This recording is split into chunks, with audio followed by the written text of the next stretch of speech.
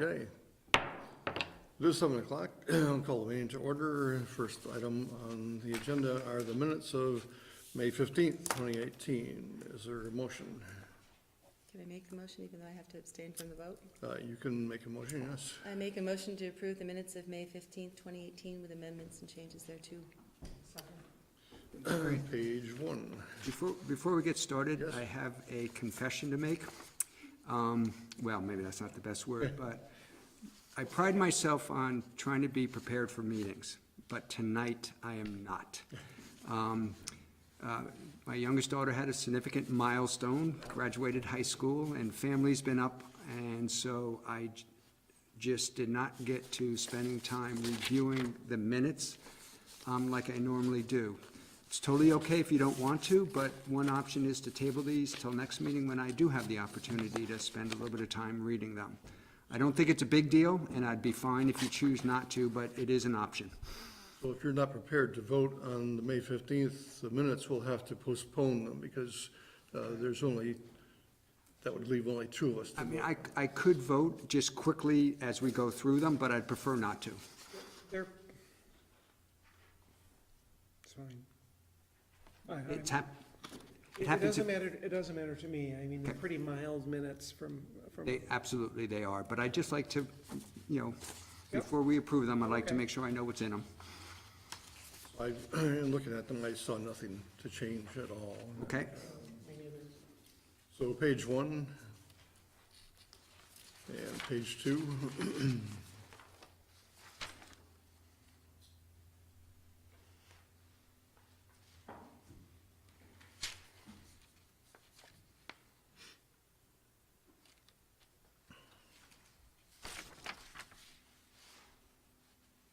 Page 3.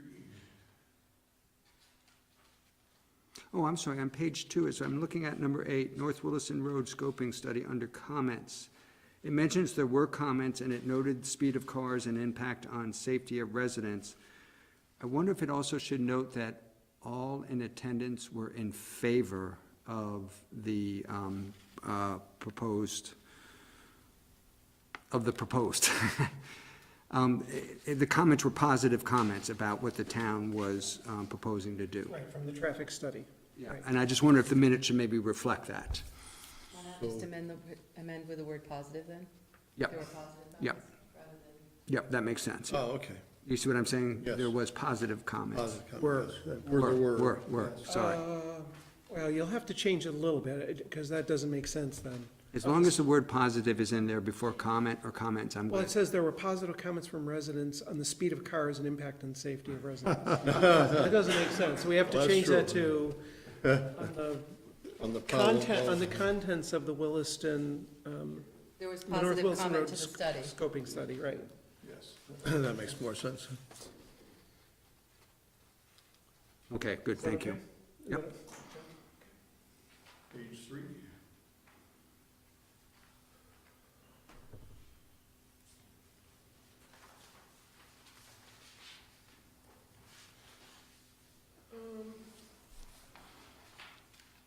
And page 4.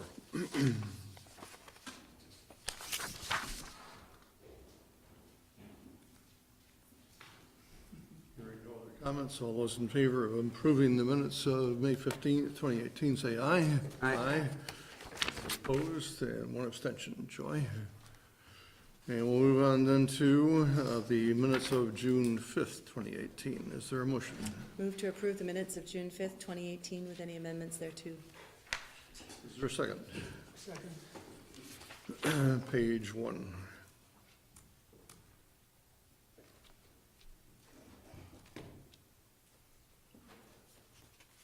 Nice job on the public comment of Jeff Atwood. Page 2.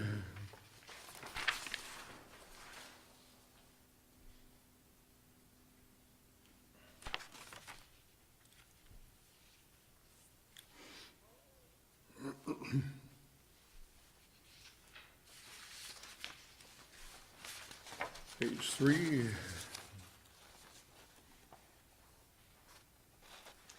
And the the person putting these together did a very good job. I'm wondering, under discussion, the first sentence reads, Jeff Fares expressed concern about the direction the district is going, and that's perfectly fine. But I wonder if it should be expanded a little bit to say regarding subsidization, when you subsidize something. Thank you, of the recycling and other programs, the change, their proposed change in whatever the word is. Subsidized, Yes, but thank you, that's- now I got everybody.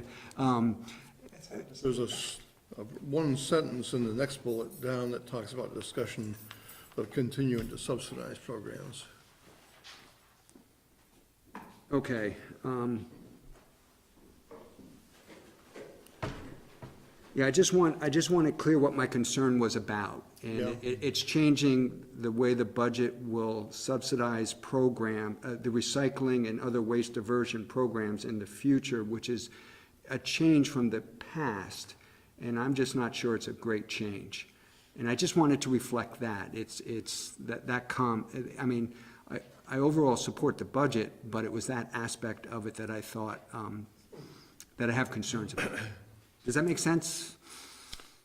Yeah, I just wonder what words you want to put in there I to, have a draft here. okay? Jeff Fares expressed concern about the direction the district is going regarding subsidization, are you giving me, of the recycling and other waste diversion programs. Rick, that's perfect, thank you, yeah. Except Good for job. that again. pronunciation. It's contagious. Yeah, Is that all right, acceptable? thank you. Sound all right, too? Okay, anything else on page 3? Page 4?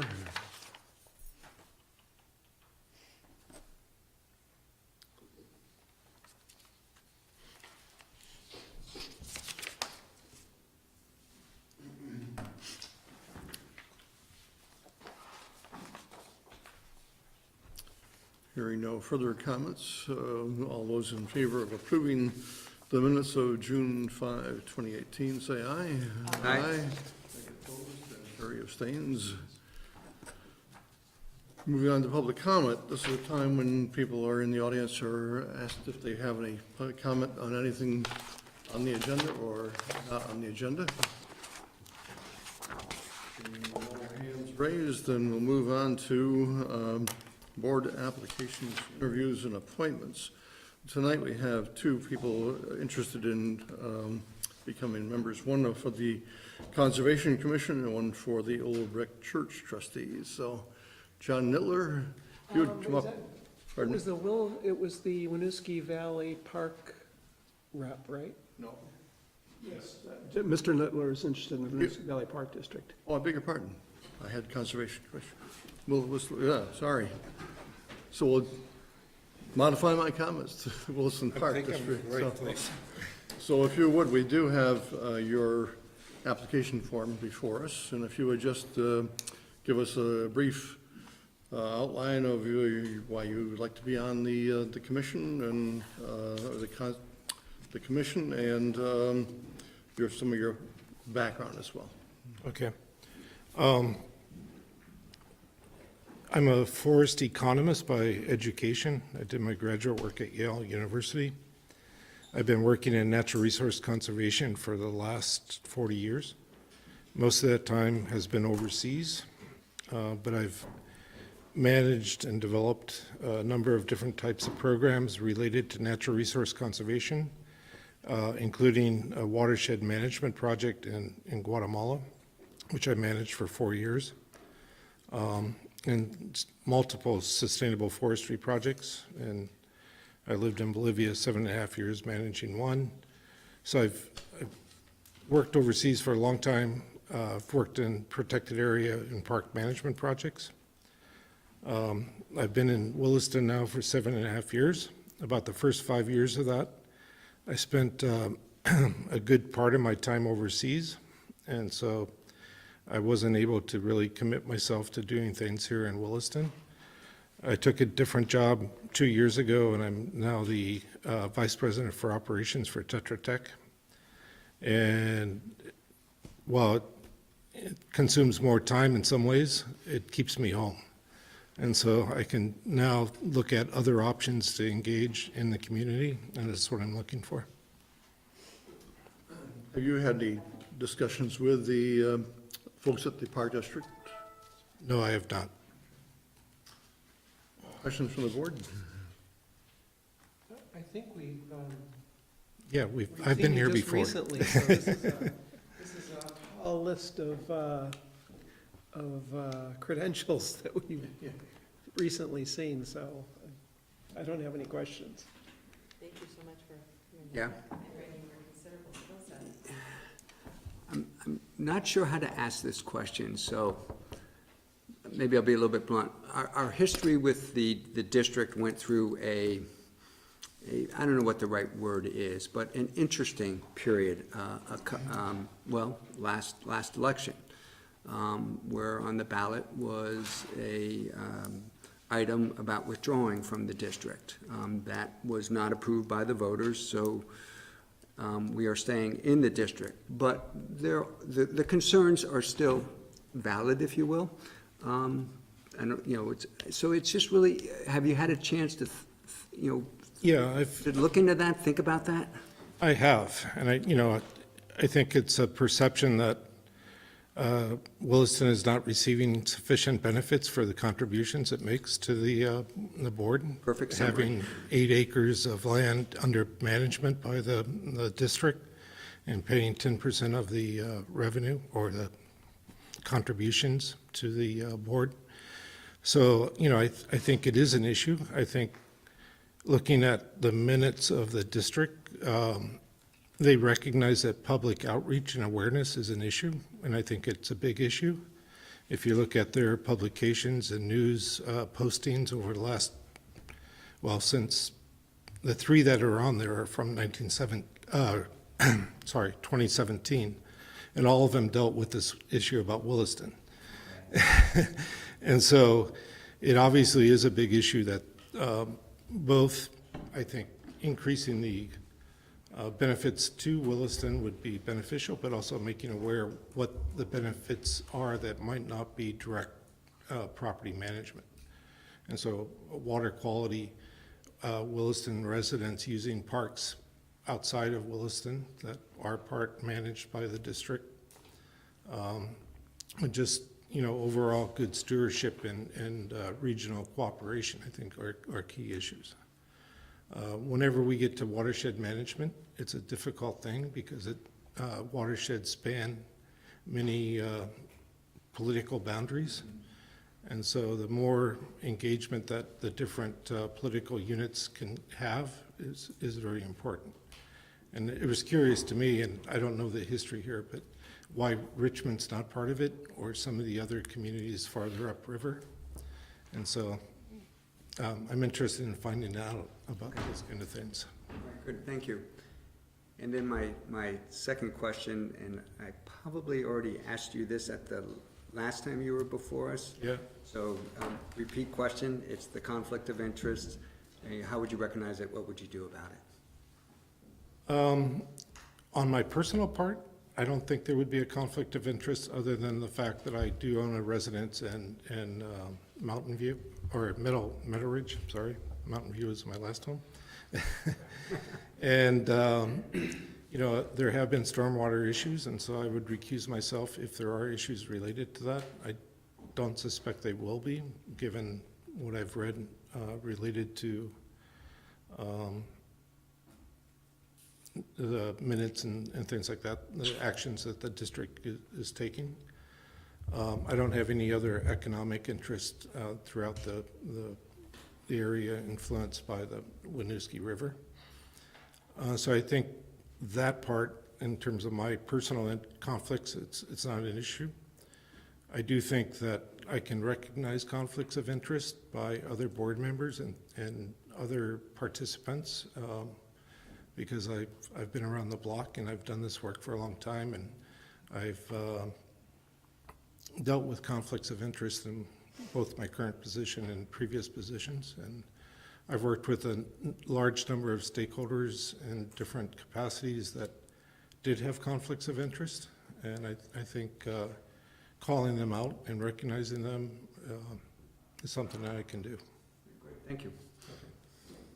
Any further questions? Sounds like you won't be shy in representing the Williston's interests on the Winooski Valley. No, I mean, I think that's one of the questions I would have to discuss with you is, if selected, is, you know, better understanding your interest and how they align with my interest. And I think my interests are, you know, making sure that the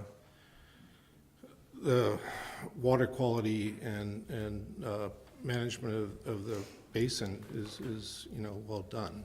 And so I don't have any hidden interests, and I assume those are compatible with yours, in addition with making sure that Williston benefits from the arrangement. So.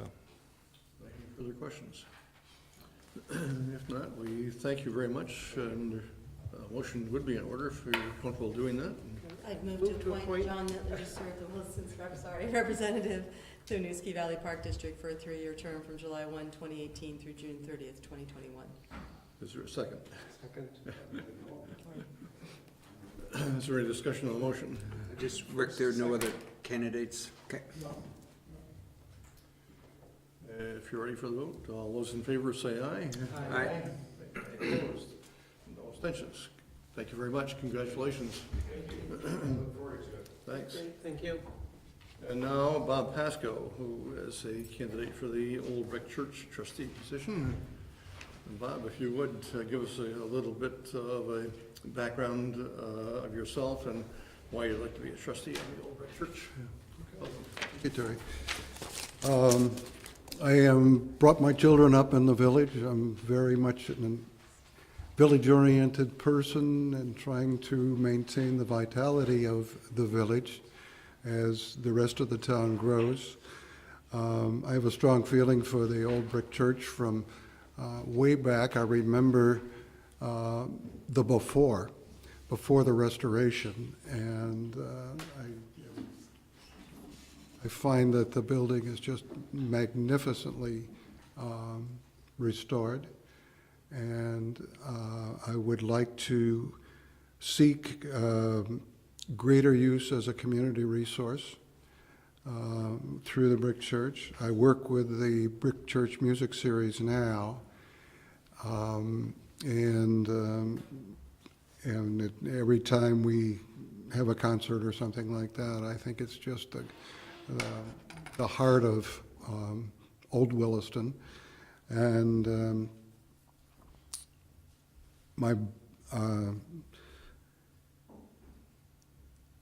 I'm a former select board person in Underhill. I worked in the as former president of the Lake Iroquois Association, where these guys are now. I'd rather be with the Old Brick Church than do what they're doing. But so it is a resource that I have a great feeling for, and would like to contribute in some way to having it continue to be an important resource. Thanks, Bob. Questions for Bob regarding the trustee position?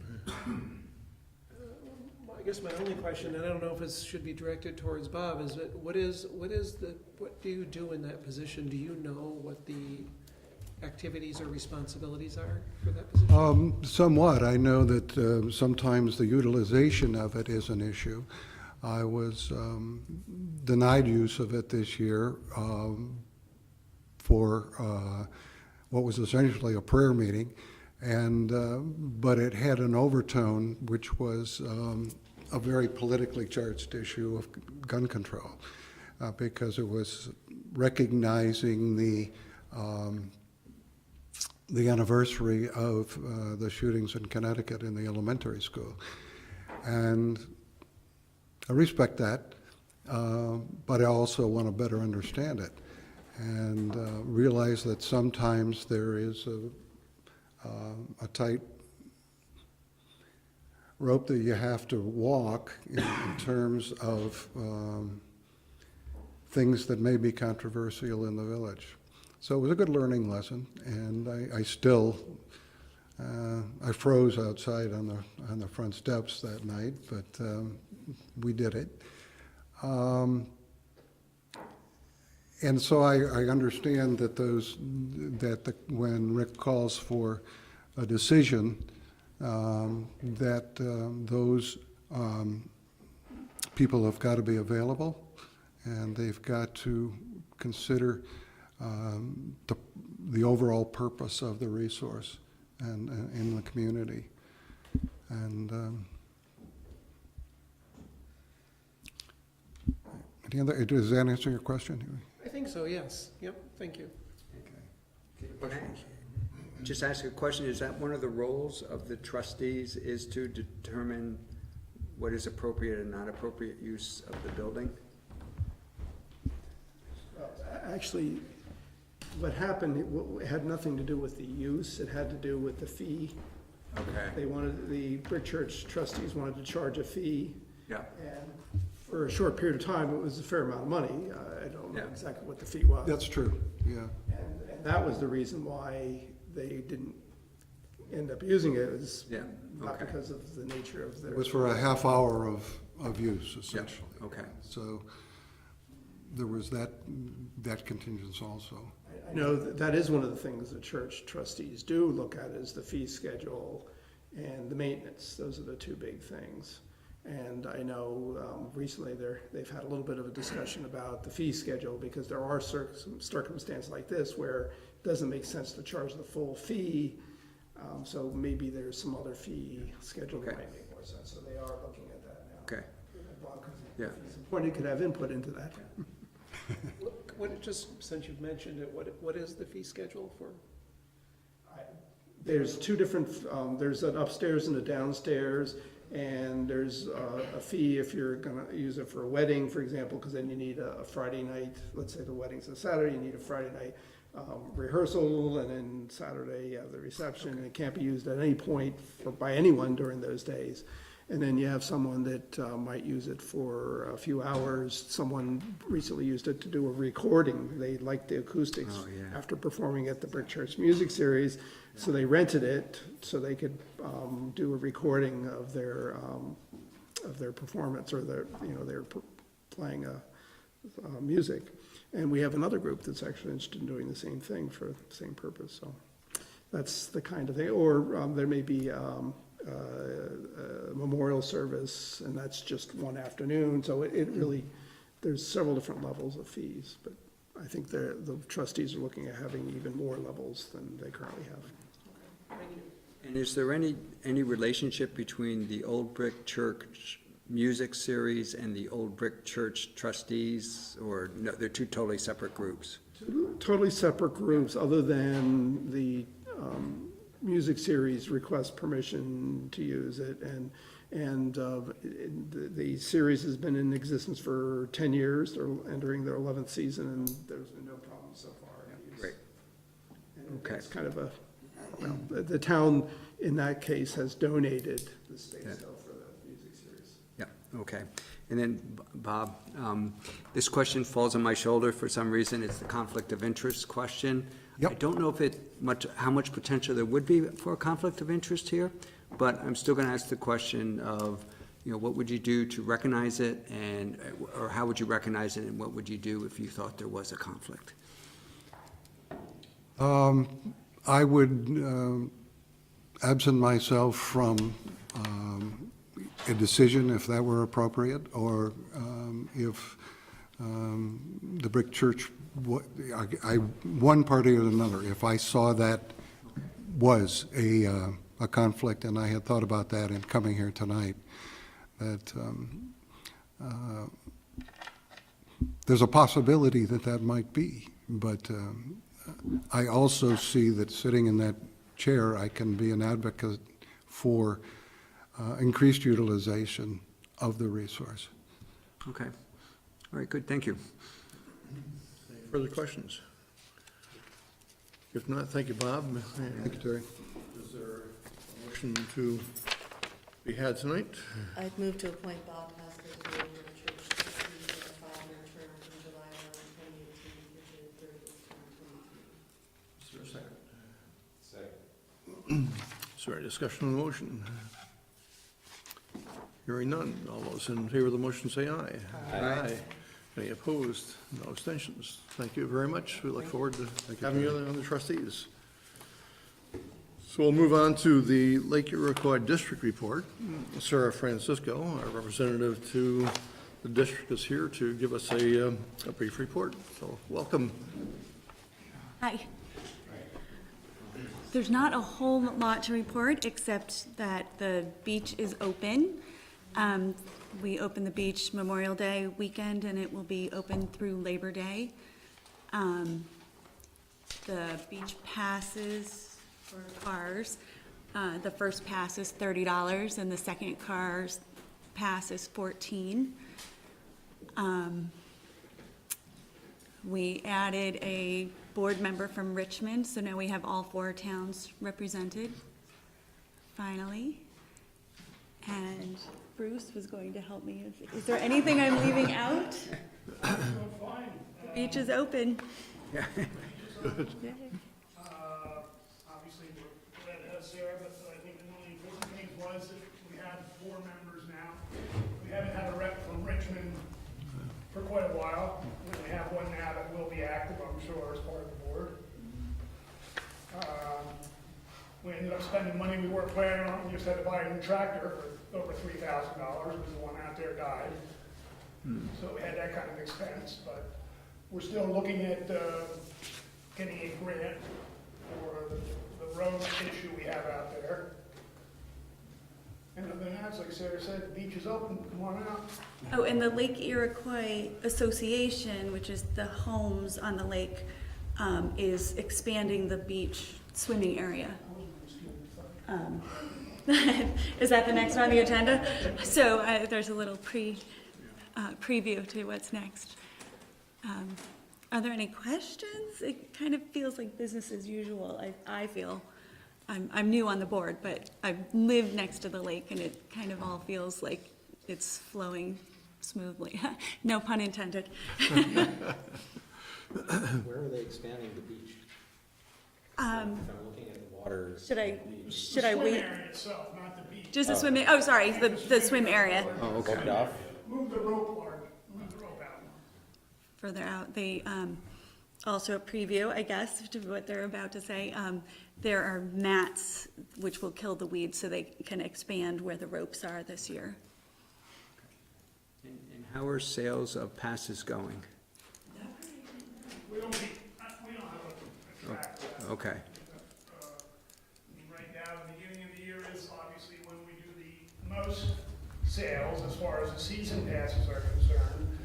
But I haven't asked for or seen a number Okay. on that. okay. And could you remind me what's the issue with the road? Sorry.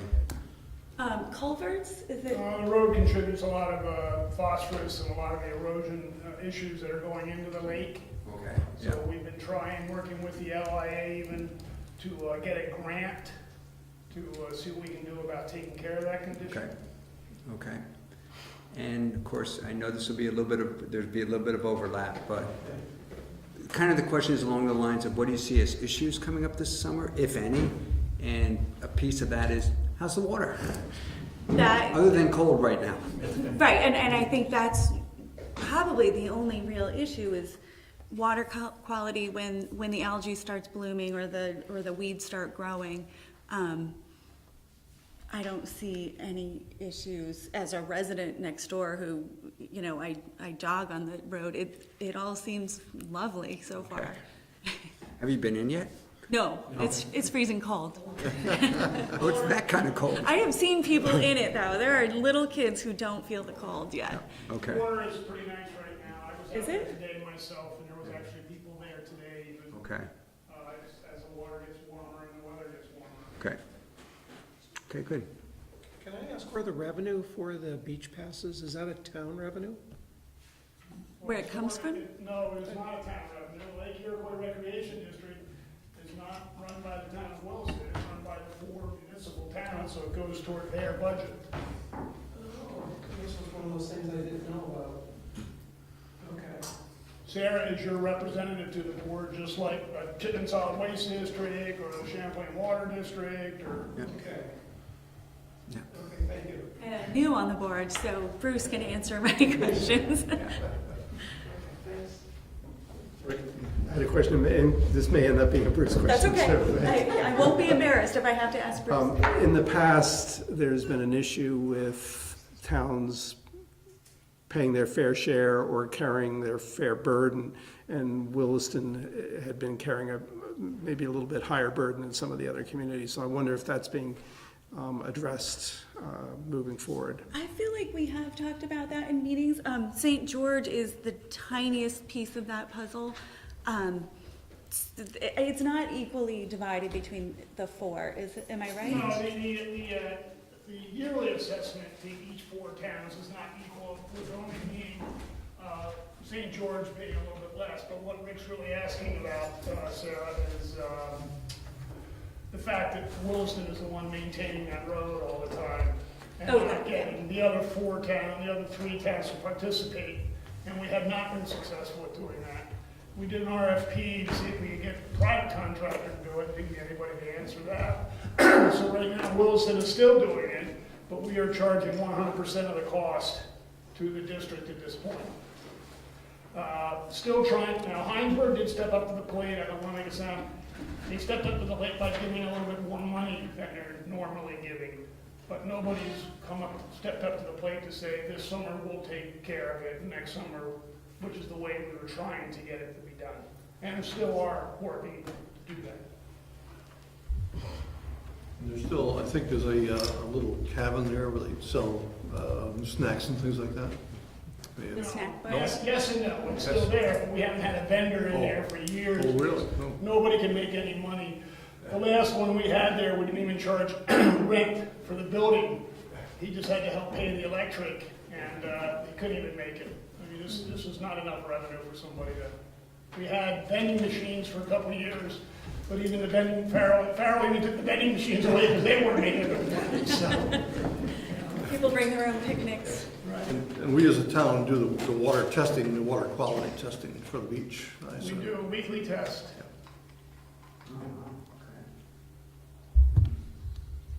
Any further questions? Thank you very much. Keep up the good work. Oh, yeah, thanks. We should do a site visit someday, one of those hot summer nights Yeah, we're here. put our trunks Yeah. on and go. I learned to swim at Lake Iroquois as a grade school kid. The bus would drop us off at 8 a.m. Oh, my goodness. And you froze. Froze. I remember my summer camp was the same thing. The little kids that first swim period and we froze, yeah.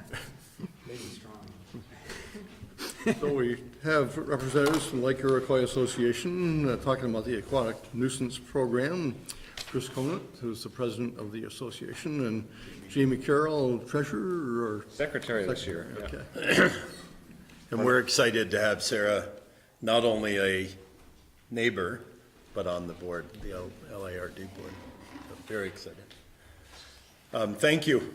We're here again. You're probably getting sick of looking at us and having us walk through this process, but we were asked by Rick to come in and just kind of give you an overview. Not much has changed since we were here the last time, which was, 6 weeks ago. We still have yet to get a written denial from the state for the permit of the herbicide. We are moving forward, like Sarah said, to increase the beach swim area by putting in benthic barriers to block the weeds in and around the beach area. We felt that was a good use of our resources. But we also are using the diver-assisted suction harvesting, which is kind of an interesting process because it's a very expensive process that I think we can all agree at $5,000 or $6,000 a week, it doesn't go very far. And so we have reserved the contractor to come in for 3 weeks or 4. Are we looking at 4? So we've scheduled the contractor, it's gonna come in actually next week for 4 days, targeting areas around the beach and Starting at the beach area. starting the right? beach area, and then gonna come back again in late August. We have a grant from the Lake Champlain Basin Program that's gonna pay for the work in August. And that's gonna target the boat access as well as kind of the rock island in the middle of the lake, so. And that's where, Is there a square foot per day or per week that, maybe per day, that can? that they shoot for. It really varies upon the density of the plants, so, it really varies widely. Last time they were here was 2 years ago, and they were here for the better part of 2 weeks. I'm trying to think of, I wanna say it was a third of an acre they cleared, so it's very slow going. And we paid, what, 12? Yeah, $12,000 for that, so. for a third of an acre. So There's not, you're not putting anything down, right? They're just harvesting those weeds up? just harvesting, hand pulling. So if you've got divers that are willing to go in and do that, just as an advanced diver myself, I was thinking, if I'm willing to go do that, do I have to get permission from somebody to go do that and not charge? You might be able to get a pile of divers that want to go out on a weekend to pull weeds, and happily so, because we're all happy being underwater. So the contractor has a boat, and there's a big water pump on it with a siphon essentially. So the diver down below, they like individually identify the plants and pull them by the roots, so they don't come back. And then they can just put them in the tube and they go from the top of the boat. So they make ground pretty well. There have been some hand pulling efforts by scuba divers or snorkel divers as well. We've talked about kind of organizing an effort of that. And mainly for private landowners, have had either volunteers or hired people to come in and divers to come in and do in front of their properties. But we haven't used volunteers in and amongst the two public areas such as the beach. Yeah, it's probably a whole different thing. I just wondered, because I know there's a lot of divers that if you filled their tanks would be, we'll go for you. No Right, problem. right, yeah. But it would be great to have help laying out the blankets and then moving them. We have to wait a little bit later in the year to install them, but plan to install them in early July. Yeah, we have to get a permit to install the mats and to be able to keep them in from a set date and remove them by a set date. And it's not an easy process. Jamie has done it a few times, and it is a lot of work. So we may need some, actually on our website, we just are posting this week a newsletter from the LAA and requesting people to give us a hand on installing the mats. So at both locations, both in front of the beach area and the access area. So the mats actually cover the bottom? Bit of a controversial application because of the fact that you're covering the entire bottom. It allows for the gases of the fermentation process and the deterioration of the weeds. It allows for the gases to work up through the mat, but it keeps it kills everything underneath the mat. So it's a bit of a, not everybody is psyched about it. But you don't cover that much of the lake, right? You're covering it pretty small. Exactly, so that's why it's an appropriate use at the beach, the high use, human use areas. We're trying to reduce the spread, especially in front of the access area with the amount of boat traffic that goes in and out, so that we can reduce the overall distribution of the cut plants that then can propagate themselves throughout the lake. And so that's our biggest. This is a plant or just pieces of it dropping down will propagate. You want to talk about the greeter program a bit? Just to. And the greeter program is up and running as well.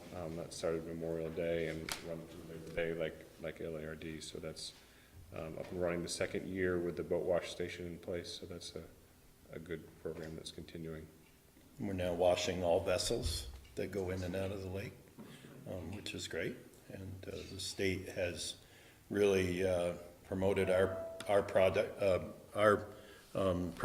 because of the fact that we're using a trailer that's all set up by one of our members, set this trailer up, and it's really a great project that we're working with. And thank goodness to LARD, we have hired Jim Johnson, which many of us know, being a Williston resident all his life, but he has also worked at the beach for LARD, coordinating the staff at the beach, and he now is working for us part-time, kind of coordinating the two groups of individuals, and so it's some camaraderie there as far as their consistency with the staffing, and so we're excited about that this year, is that working with, again, LARD, and we feel that we're really shooting for the same mission here, and that is to provide great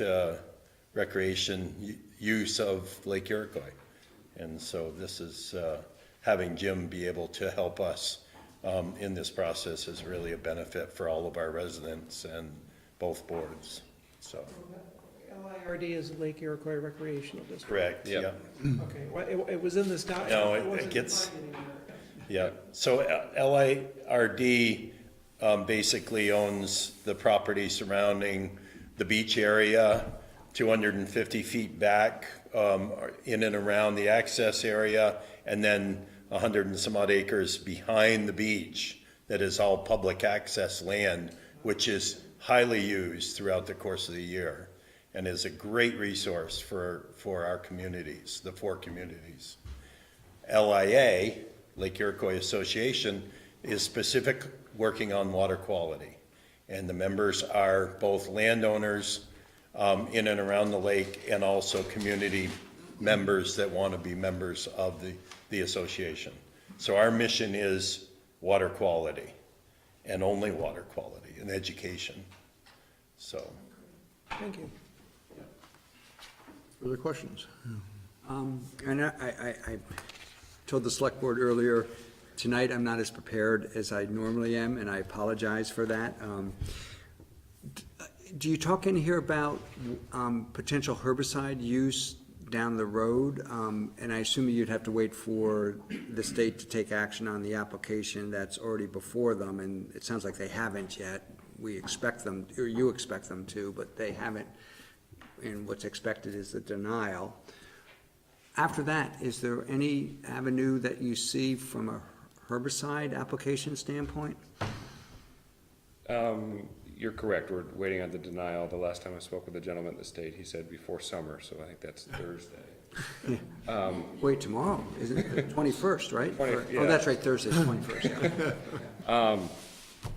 So all joking aside, we plan to do another plant survey in the September timeframe, to kind of inform where we're at. That'll be the 3rd one we've done in that, and there are other herbicides we could apply for. I think we're gonna see what the denial includes, see what the public comments were that were submitted, and reevaluate in the fall. We'll be back to see you in the fall, yeah.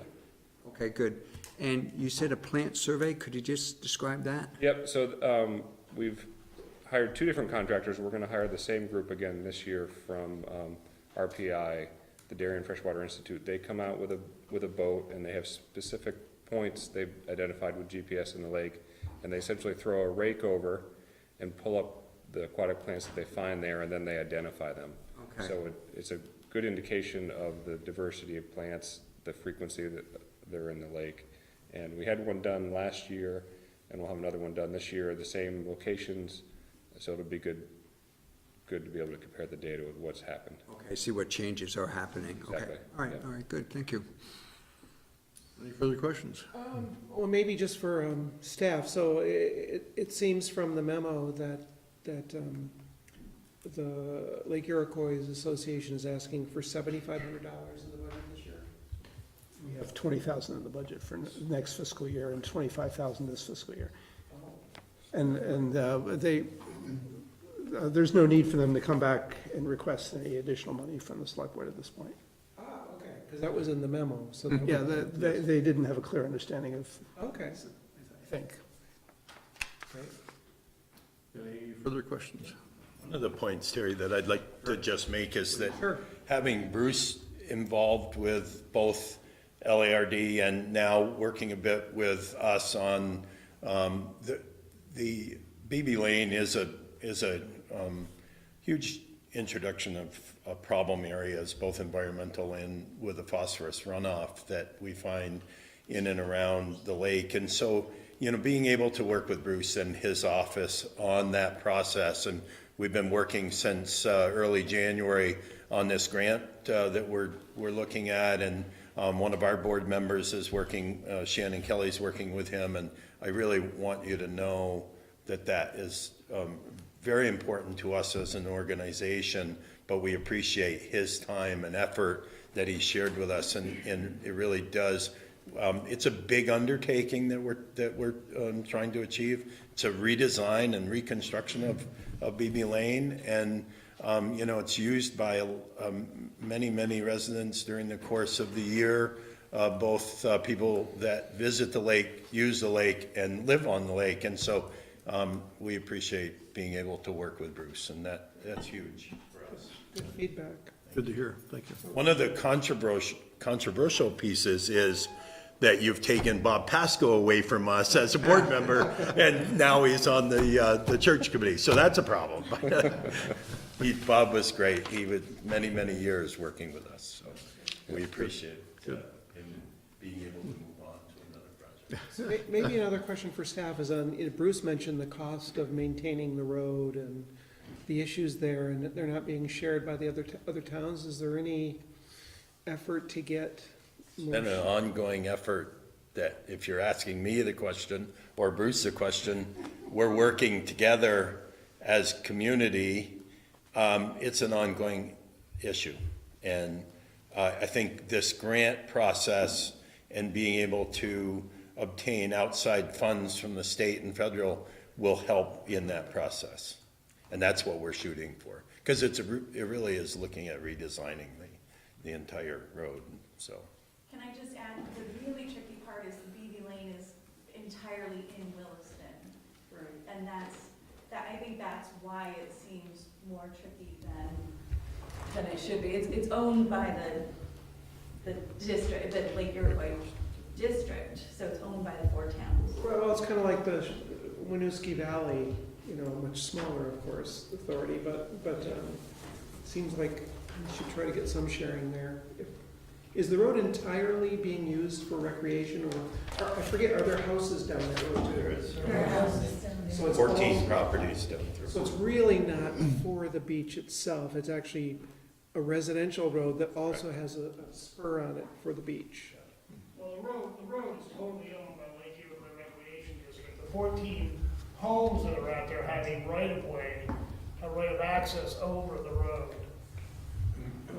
So they have no ownership of the road. They do help maintain the road from the beach access to the very end, which is still owned by the district, but not used. So they take care of that whole end of the road. Stub is really theirs, if you will, and the district, recreation district owns the road. We maintain the road. The district maintains the road from just before Memorial Day to just after Labor Day, while the beach is open.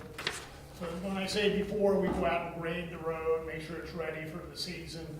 We'll grade it a couple times during the season. If there's any washouts or things like that, we'll take care of it. After Labor Day, we'll go out and clean it up again. And then that's basically usually the end of it, because the district we're not using the facility after that. So that's the way it's been since the inception of so the Lake Iroquois, the people that live out there, have some kind of homeowners agreement or something. They plow the road in the wintertime and stuff, so they still have access. We're the only road on the lake. I live on Baby Lane, and we're the only road on the lake that doesn't have an association that we all pitch in, and we feel that we're fine with that, working with that. Thank you. Yep. Any further questions? Thank you again. Thank you for Thank coming you. in. We look forward to Much that. appreciated. Thank you for coming in. So moving on to the traffic ordinance amendment, which we started to talk about a couple of weeks ago, and we had some updates from Eric on this. Bruce is here as well to Bruce is right. answer questions the board may have. So after last meeting, is to remind the board, we're looking at some proposed amendments to the town traffic ordinance. Follow up on a few questions the board had. In your packets, a copy of the red line draft language and a memo from myself going through the questions that were raised last meeting. The current practice in town, in the overweight permit section, we're discussing restricting through travel of trucks on a few roads in town. Currently, when we issue an overweight permit, we restrict through truck traffic on a couple roads already, North Canal Road and River Cove Road. So what we're looking to do here is to expand that to some other roads in town, section of South Brownell Road, south of the quarry, Ireland's Pit there, Walker Hill Road, and Butternut Road. And so we would expand that with our current practice when we issue overweight permits to not allow through truck traffic here unless staff provide permission. And the reason we want to amend this in the ordinance as well is we would need this in the ordinance for enforcement. So say a truck had an overweight permit and then it went through one of these roads when it was supposed to, at that point, our officers could ticket them for a violation. So that's what we're looking to do with the ordinance amendment here, to expand this to other roads and have some teeth to it so we can enforce. Also had some questions on required signage from the MUTCD I've provided in the memo. Just on the overweight, the permits were like $5 a piece or $10, I forget, it was $5 or $10, it was really small. What's the purpose of the permit? Collecting $5 or $10? Seems like it would cost more to administer it than. Yeah, and that's, for Bruce on that, if he knows anything more than I did. The state, we don't have any choice. They're the ones that set that fee, $5 for a single, $10 for a fee permit. So, when they come in, and you're right, it probably doesn't cover the administrative part of it, but literally, if somebody's already had a permit, they send us in a permit with a copy of their insurance, and, I don't know if I should even divulge that signature, but I don't even sign them, Kim has a stamp with my signature. So, it's done as quickly and as painlessly as can be. The conditions are already on the permits. So it really is a 5-minute process. Right, I just, it doesn't really cover the wear and tear by heavy trucks or anything, so I'm just trying to understand what is the, kind of the purpose for doing that? The purpose is so that we can control overweight trucks on our road. Without that permit, if they didn't have that permit, they could be running whatever they want. We have to have that permit to control that. Or we don't want anybody on our roads over 24,000 pounds, and then in that case, you're not gonna get anything done in the town of Williston. So that's the purpose behind it. So we can control the weight of those trucks going up and down our roads, and which roads they can and can't run on. So, Bruce, if you don't mind me stepping in, Go ahead. about how many permits do we issue? Okay, all right. I mean, it's a lot. Okay. It's quite a bit. And what is a 24,000-pound truck? Dump truck going down the road, empty dump truck going down the road. Okay. Small box truck, maybe loaded. I'm sorry? It's on page 3 of your memo. Okay, yeah. It's on page 3 of your memo. It says in there, it gives some examples. Okay, sorry, yes. No, that's okay. So, that's what a small dump truck, some of your larger ones could be over 24,000 pounds already anyway, even empty, but Okay. buses are over 24,000 pounds. So I'm just trying to understand, so that's what these questions are about, don't read anything into them. We just had a washing machine delivered, and, I have no idea if that truck had a permit or not, but it probably should have. It sounds like. Well, your house, if it was still wintertime, he wouldn't have been able to deliver the, not wintertime, but from late April, March, when we post the roads. Because And it goes down to 16,000 pounds, because we don't want them going over our gravel roads, or even our secondary roads that, even though they have asphalt on them, aren't really constructed underneath to support that weight. I'm just trying to figure out the logistics of how do all these companies that, have to have trucks know to get a permit in Williston? That's part of being in the business, their operational part of the business is they only have to get stopped once. And it's not just Williston, it's any town in the state of Vermont. So, And it would be stopped by either state police or our police or? our police have the ability and the training to do overweight trucks now, so. Okay, that's right, the scales. Yeah, the pickup truck and, okay. All right. So basically, all towns have this kind of ordinance, so therefore, that's why likely they're all getting these permits if they're operating there. Well, they get them, and if they don't get them, they get stopped once, they get them pretty quick after that. So it can be depending on the weights and everything else. But like if I was an appliance store that had delivery, I'd have to figure out, what towns do I deliver in or not deliver in, and I'm just trying to figure out this whole system, if you will, not figure it out, but get a sense of it. Okay. Further questions? Well, just one other thing, why we want some of these roads is we don't necessarily want trucks using our roads so that they don't go down state highways. Yeah. They're more designed and built for those kind of ways, and it's much quicker to run down South Brownell Road instead of going down 2A to get to 116. So, So the question for us tonight is, are we willing to schedule a public hearing regarding the proposed changes? Do you need us to We need a motion for that. move to schedule a public hearing to consider amendments to the motor vehicle and traffic ordinance? Second. Is there any discussion on the motion?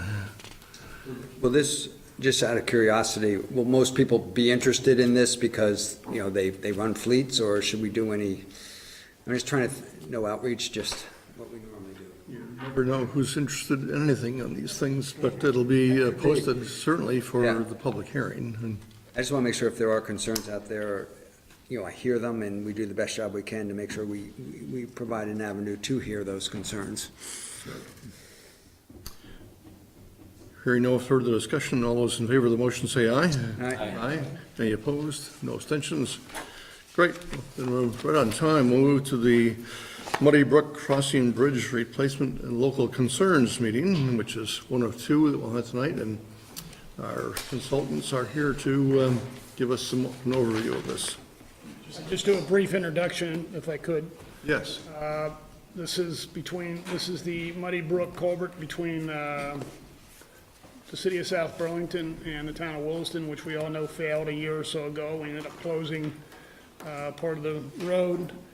At that point, we went and looked for a grant along with the city of South Burlington, who's represented by Tom DePietro.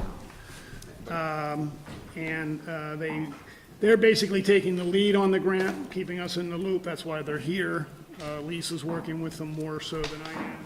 And then the consultant that's been hired is John Olin from Hoyle Tanner and Associates.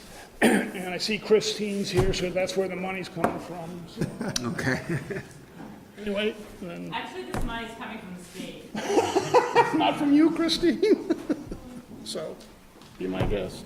I say, thank you for having us here tonight. I don't think we're gonna use the full time. But I'm the municipal project manager for this. This is a part of a V-Trans grant. And just so we're clear, the purpose of tonight's meeting, we're not going to be presenting solutions. Rather, we're just here to take comment, to help us kind of scope out what needs to be done. And then after we hear those concerns as we get into the project, that's when John and his team or an engineering group is gonna start really doing the design work. So this is just background and accepting comment. So I'll turn it over to John. Okay. I'll stand up. Would you have me sitting for this? Okay. All right, I'll stand up just so everyone can see and hear me better. So, yeah, it might be tough for some of you to see, but the project location, we're along Kimball Ave and Marshall Ave, the Muddy Brook crossing, right at the town line between the city of South Burlington and town of Williston. Hard to see on this map, but it provides a connection between Kennedy Drive and South Brownell Road. And some of the other kind of points of reference, we have Community Drive, which loops around, and the intersection with Gregory Drive. This is the project location here, and then Engineers Drive and Shunpike Road. I'll move kind of quickly through these slides. We'll be able to come back to any one of these at the end when I get to the comments. So a quick kind of idea about what the schedule. We've been hired to conduct the study phase. This is the first of our public meetings, the local concerns meeting. As mentioned before, this is a V-Trans Municipal Assistance Bureau grant. The project initially came through the water quality as being at the Muddy Culvert Crossing. The next public meeting, or some of the milestones coming up, will be the October 2018. alternatives presentation meeting, and then the project definition report this December. And I do have a little bit more about what to think about looking ahead, and it's a very rough schedule. In a best case scenario, with acquiring funding, going through design, and then to construction, you would see the culvert replacement sometime in 3 years out or so. But more likely, you're in the 6 years or possibly more than that by the time you get through funding and permitting processes. So I just kind of putting it up there for a little bit of perspective. The background on it, so it's currently, this is a picture over here where we have an existing 15-foot diameter metal pipe that was installed in 1970. There's heavy corrosion along the spring lines of the pipe right down at the bottom there, which has caused some buckling within it and eventually led to issues up above the road, which led to the closing of the road in 2017. And in the same year, Williston and South Burlington and V-Trans worked towards getting a temporary bridge installed in August of 2017, 150-foot long bridge which spans beyond the reach of the culvert. There is an existing 2009 Muddy Brook geomorphic assessment report of the entire length of Muddy Brook, which was done by Fitzgerald Environmental. The measured bankful width out there for the brook itself is 32 feet, which will play a key part in what the span of the replacement structures will be. And the depth from the road down to the stream bed is approximately 30 feet. So back up at the roadway, the other part of this project, obviously there's a big bike and ped component to it that we're going to be including in our study. And so we have a Class 2 town highway. It's a major collector in the federal aid highway system. It has posted speed limits on Kimball Ave of 40 miles per hour, observed posted speed limit, which means we saw the sign out there. And on Marshall Ave, it's 30 miles per hour. The bicycle and pedestrian facilities, we have a sidewalk on the north side of Kimball Ave, and I'll get to a map and kind of show where that is. West of the project, and then a shared use path, a 10-foot wide shared use path on the south side of the project, again stopping on the west side of the Muddy Brook. In 2006, there was a shared use path study with a 2010 update, which was complete for the RPC, through the RPC for these municipalities. So let's call this project Base Map 1. This is a bit of a close-up on the area. It allows us to look a little bit more at the culvert itself, and it has some topographic lines on it, as you can see here. The blue outline is the temporary bridge, and the Muddy Brook represented in this kind of lighter blue area here, with the culvert crossing limits here and here. We can come back to this later. This kind of getting a little bit further away, a little more of a global picture of what's going on. It helps to, when we talk about the roadway features and the bike and ped features, we'll call this Project Base Map 2. So this is that 10-foot shared use path down here on the south side of Kimball Ave, and then this is the sidewalk here, and they both stop right here, just short of the project.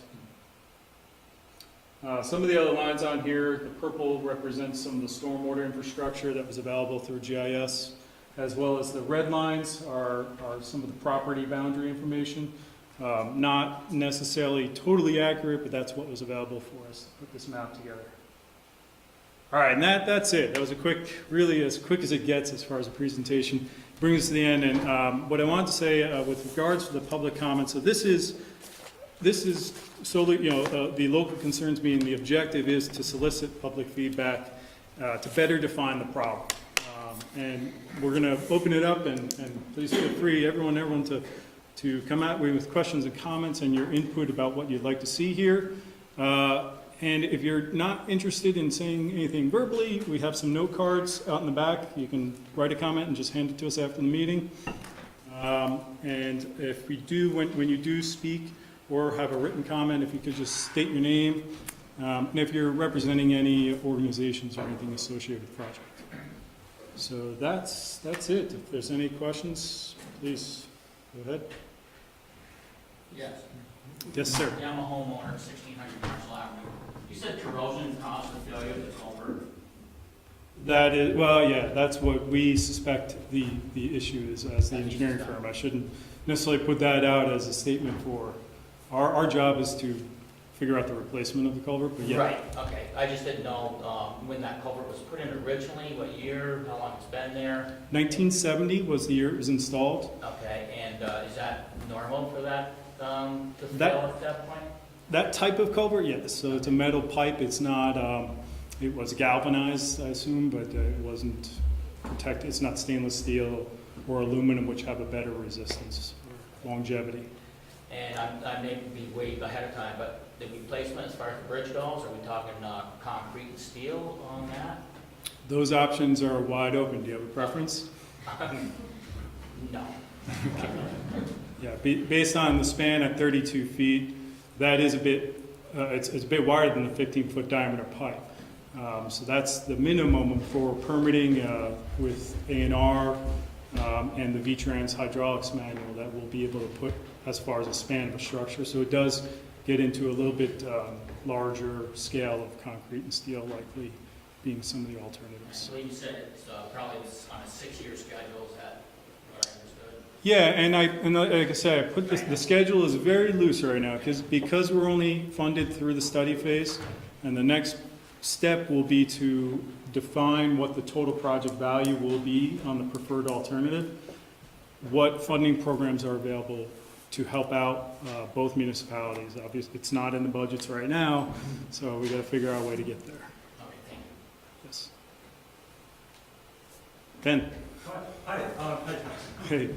good to see you when we're not working with FEMA. So my name is Ben Rose. I live in Williston Village, and I'm here both as a resident and pedestrian and biker, and as a board member of the Cross Vermont Trail Association. And I want to speak to this project, and I welcome the opportunity to broaden the scope of the conversation for the select board a little bit. I appreciate you doing the public meeting in this forum.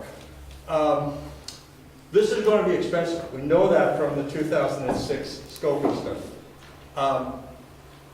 I also want to say that when we look at this project in its proper scope, it's going to be a very good and worthwhile investment to do this well and to do it for the next 75 years in a manner which is going to work for the plan of Chittenden County and create a crucial bicycle and pedestrian connection, which is lacking and dangerously lacking right now. And that's a situation which has gotten worse in the past 3 decades, and it's going to continue to get worse if we don't take this golden opportunity to create a safe bike crossing. I believe I'm preaching to the choir. This is not an argument, and I think everybody wants to do this well. I just want to make sure we take the opportunity to put it on the record why this is important. So the Cross Vermont Trail was conceived, I believe, in the early 90s. It started out with its home in the Agency of Natural Resources, and its matriarch, Rose Paul, left the Agency of Natural Resources, now works for the Nature Conservancy. The legislature in the mid-90s created a small appropriation within the Agency of Transportation to create a part-time position to hire a coordinator to try to create the Cross Vermont Trail. What is the Cross Vermont Trail? It is a notion of a 75-mile crossing of Vermont from Lake Champlain to the Connecticut River and vice versa, connecting existing municipal paths and roads that are safe for bikers and pedestrians, and in some cases horses, and in some cases snowmobiles, all the way across the strait from east to west. And that's fairly unique. If you look at the demographics of it, it connects, I don't know about a majority, but a lot of the people of Vermont live within a few miles of this path. And on the east side, it's using the old rail bed through Groton State Forest, for example, over to Waits River. A lot of it already exists and is being happily used. Right now, the big push is to get a bridge across the region that will create a bike path between Montpelier and East Montpelier. Think about if you were a resident of Montpelier or East Montpelier, how important that would be. It will connect kids to their school at U32. It's a big project. We have a federal earmark. We're trying to raise the last of the non-federal match to do that project. On the western side, progress on the Cross Vermont Trail has been slow because the horse already left the barn in the 70s and 80s, and a lot of development happened without us fully thinking ahead to how pedestrians would experience this county. And the Muddy Brook, we know, is a tough nut because South Burlington has a great bike path network. Williston has a bike path network, which has improved and is going to continue to improve. And in between is the Muddy Brook. It's a pretty big piece of water. And I can tell you from personal experience that getting from Williston to South Burlington is dangerous and stressful. I don't want to overplay this, but my parents spent decades living in Burlington. We raised our kids in Williston, and so I've had dozens of occasions to run or bike from here to Burlington. And when you are approaching this place, your heartbeat goes up because you're going to be completely exposed to people not paying attention for a matter of several seconds. And sooner or later, something bad will happen if we don't address this. I don't want to belabor the point, but this is a golden opportunity to create a safer crossing. And I guess my real point here is I would encourage everybody who's involved in this project to think about the scope of the project, not just as replacing and upsizing a culvert, but solving a gap in the Cross Vermont Trail, solving the question of how people get safely between Burlington and Wells River, how people get safely between Richmond and Burlington and the waterfront. It really doesn't exist. Shunpike is the safest way to go. Shunpike is low stretch. Shunpike is fine right now. It may not look fine from a design standpoint, but when you're on Shunpike, you're not under pressure as a runner or as a biker. When you get to this place, you're under pressure. And if you stay on that one, we know that even with a new culvert, there's still a problem here. There's still a couple of rough edges in terms of how you make the turn onto Marshall, in terms of how you connect from the west side of the new crossing to the existing bike path on the south side of Marshall. Those are acknowledged issues, but they are solvable. They're small issues relative to the scope of this project. But I would encourage that you solve all of that as part of this project scope. And thanks for the opportunity to come. I'd like to point out that, yeah, both the town of Williston and City of South Burlington made it very clear that a large part of the scoping study is to incorporate that thinking of how do we, and also to look at the roadway and to think about how is the roadway performing in the geometry, to look for opportunities to always improve on any project as long as it's within the feasibility of the project itself. And Ben, before I let you go, I got some questions maybe about the Cross Vermont Trail. If you could talk a little bit about the users, what anticipated usage it would look like long term, and the on-road, off-road facility, if you have a preference, or it can be a combined network. Sure. So the Cross Vermont Trail is not fussy, and in most cases it's, and Lou, jump in anytime. It's the tail, not the dog, because Burlington has its bike path, South Burlington has its bicycle network, Williston has a bike network, the town of Groton has its uses that are customary on the old railroad bed, and the Cross Vermont Trail is an attempt to link those up safely, primarily for bikers, whether fat tire or narrow tire or hybrid, but also for walkers, and in some places for snowmobiles, and in a few places I think even for ATVs, and it's really up to the local jurisdictions through which the trail passes how the trail is used. But in Chittenden County, it's pretty clear that it is a bike path. And in terms of future use, we honestly don't know.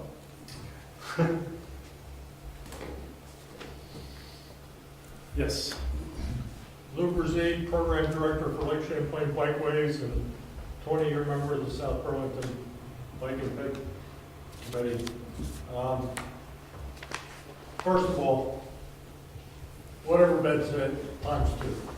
I won't go through all couple of points with regards to your last question, users. Cross Vermont Trail opens up the idea of people traveling back and forth and doing long touring, and that's what Lake Champlain Bikeways is involved with, and that's wonderful. But this is also a place for commuters, people going to work, et cetera, et cetera, et cetera. And where is it going in the future? Sometime, someplace, somebody's gonna be sitting in a meeting and they're gonna say, not that many people go through there, why should we do that? The fact of the matter is,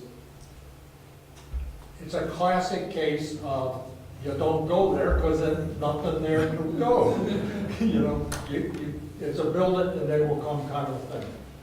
Ben's outline, it's the neck. I understand that relative to these projects, you define a project limit. I'm not sure exactly what it is here, but I would hope it would go from at least Gregory all the way to Shumpike so that you looked at those aspects. Let me shift gears very quickly. The most discouraging thing you said for any of us, I suspect, so far is 6 years, because you did mention a figure for dollars. But the fact of the matter is, for me, and I'm probably considered one of the dumber or more courageous bike riders, but I'll go places where other people don't. When the temporary bridge went in, I said, man, that is fine for me. Not for everybody, but for an avid commuter and so forth, it works. Over the winter, the pavement's deteriorated. If we're gonna have to wait for 6 years, let's make sure we do temporary kind of maintenance that will allow it to function at least as well as it did last year, and so forth. So I guess we'll be back at the end of the year and see what you come up with for alternatives. Yeah, the October meeting, so that I will give you some pricing at that point. I'm gonna hold it all in tight till that. In terms of voting for what kind of thing, if you look at the future in the same way that Ben's talked about it, you gotta talk about an off-road facility. And if you take a look where the South Burlington path comes, there was a major discussion as to whether that path was gonna stop at Gregory. And a lot of time was spent to get that path to go as close as we could to the property line so that it would go across. Is there any concern with this crossing here with the sidewalk?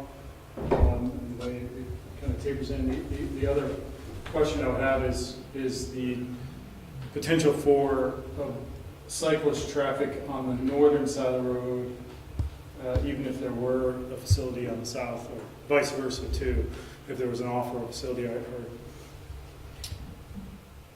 I come that way right to on the screen frequently, and I try to get on that bike path. Sometimes I do it where the bike path comes in, sometimes I go up to Gregory, and sometimes I never do it because I don't want to get killed. So yes, it's a challenge. And the stop signs at Gregory actually make it easier because everything's slowed down. The feeling is if I'm going to get hit, it's going to be real slow. So, I'm Kathy LaRose, South Burlington City Planner, also a Williston resident. And I'm also the staff liaison to the South Burlington Bicycle and Pedestrian Committee. I don't believe we have any formal members, sort of ex officio, with us tonight, but they have put together a few comments that they'll want to get to you.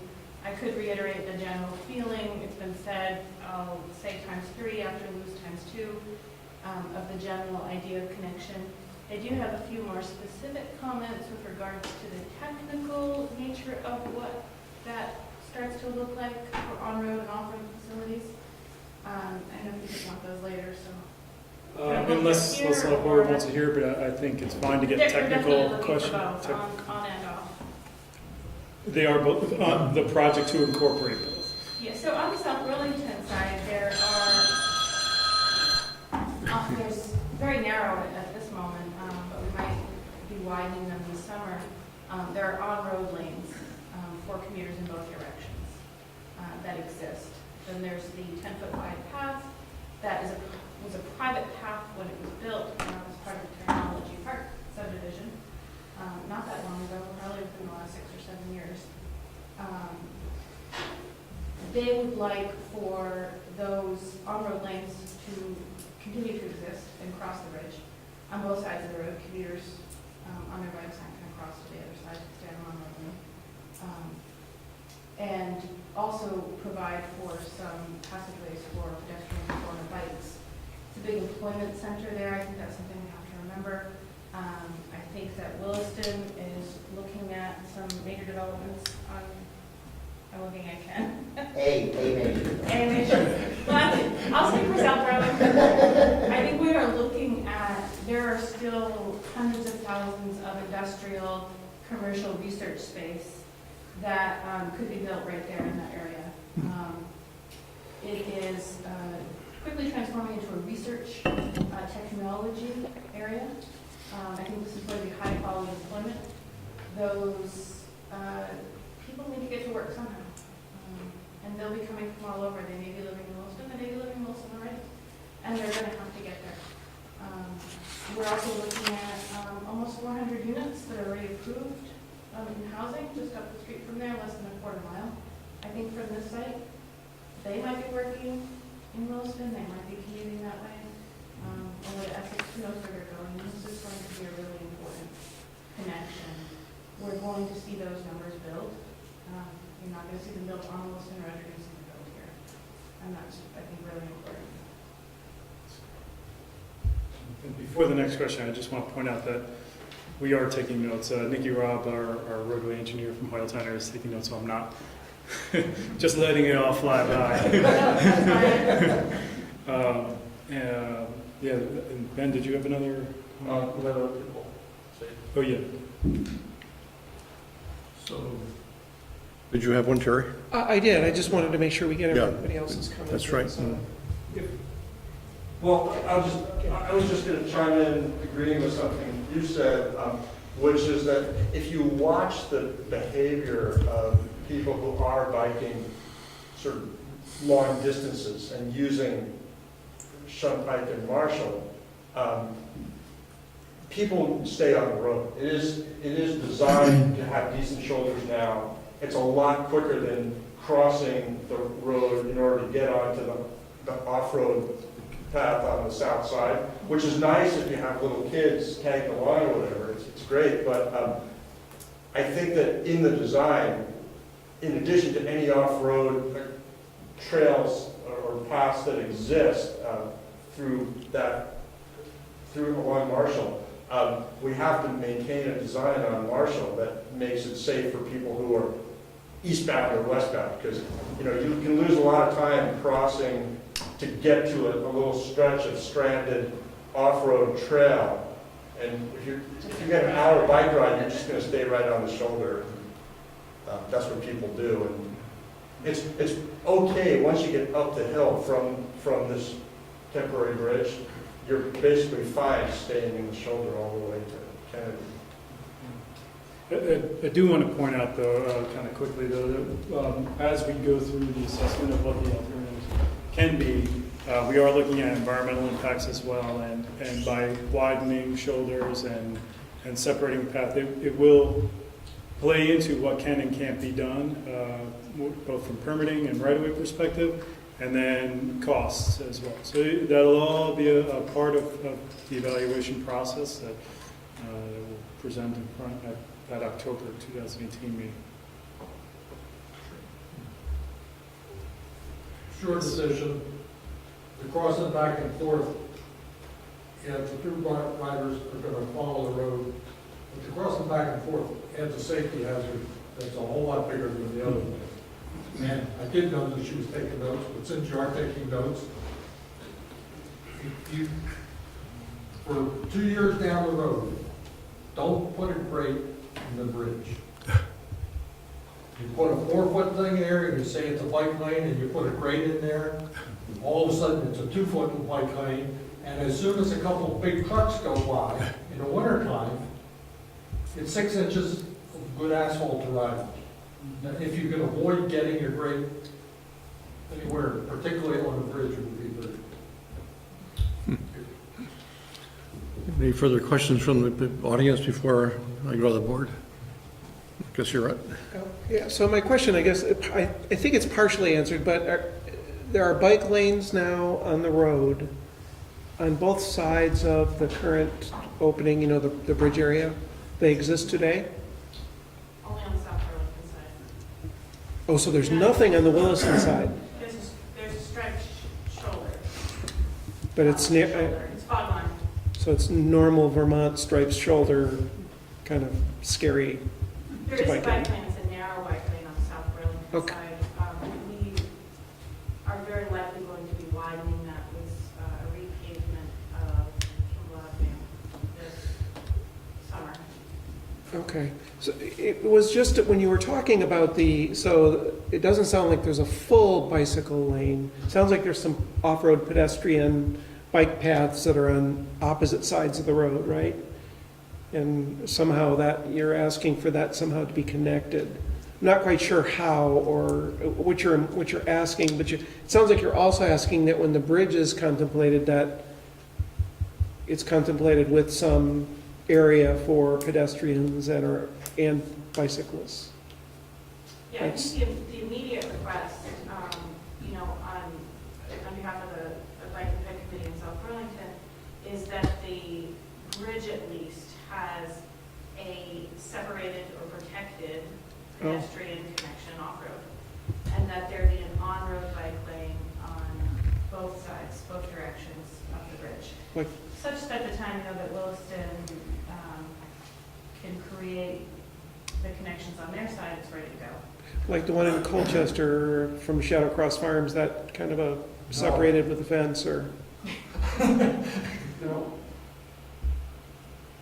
great idea, but the way it was implemented means it doesn't get used. Because it's hard, it's narrow, it's hard to get to, et cetera. And it was built before the modern standards. But Sure. you got the concept correct. You just don't want a widened lane, you want a separated, Yeah. okay. I think the got it. committee wasn't specific as to whether or not it's separated by landscaping or separated as a standalone bridge, just that it's protected. Oh, I see, okay. And is I that, would remind the Williston folks, I think you all know it, but as soon as you get to Brownell, there is a separated path that keeps on going with a big sign that says, cross Vermont Trail on it. It's not very far to get between them, but I shouldn't say, it's not far It's if you're in a about car. this far. Yeah. Okay. So what is the right-of-way now on that road? It's a standard 3-rod from what we have, but I think it bumps out, so that'd be 49.5 feet in right away with, but there's some the old 1970 plans do show a bump out for the existing culvert. The available GIS maps didn't, so that's why I say we'd need to confirm, you know, which one is correct. Marshall Ave on our side is anywhere from 66 to 100 feet of right of way. Oh. And it's being paved this year from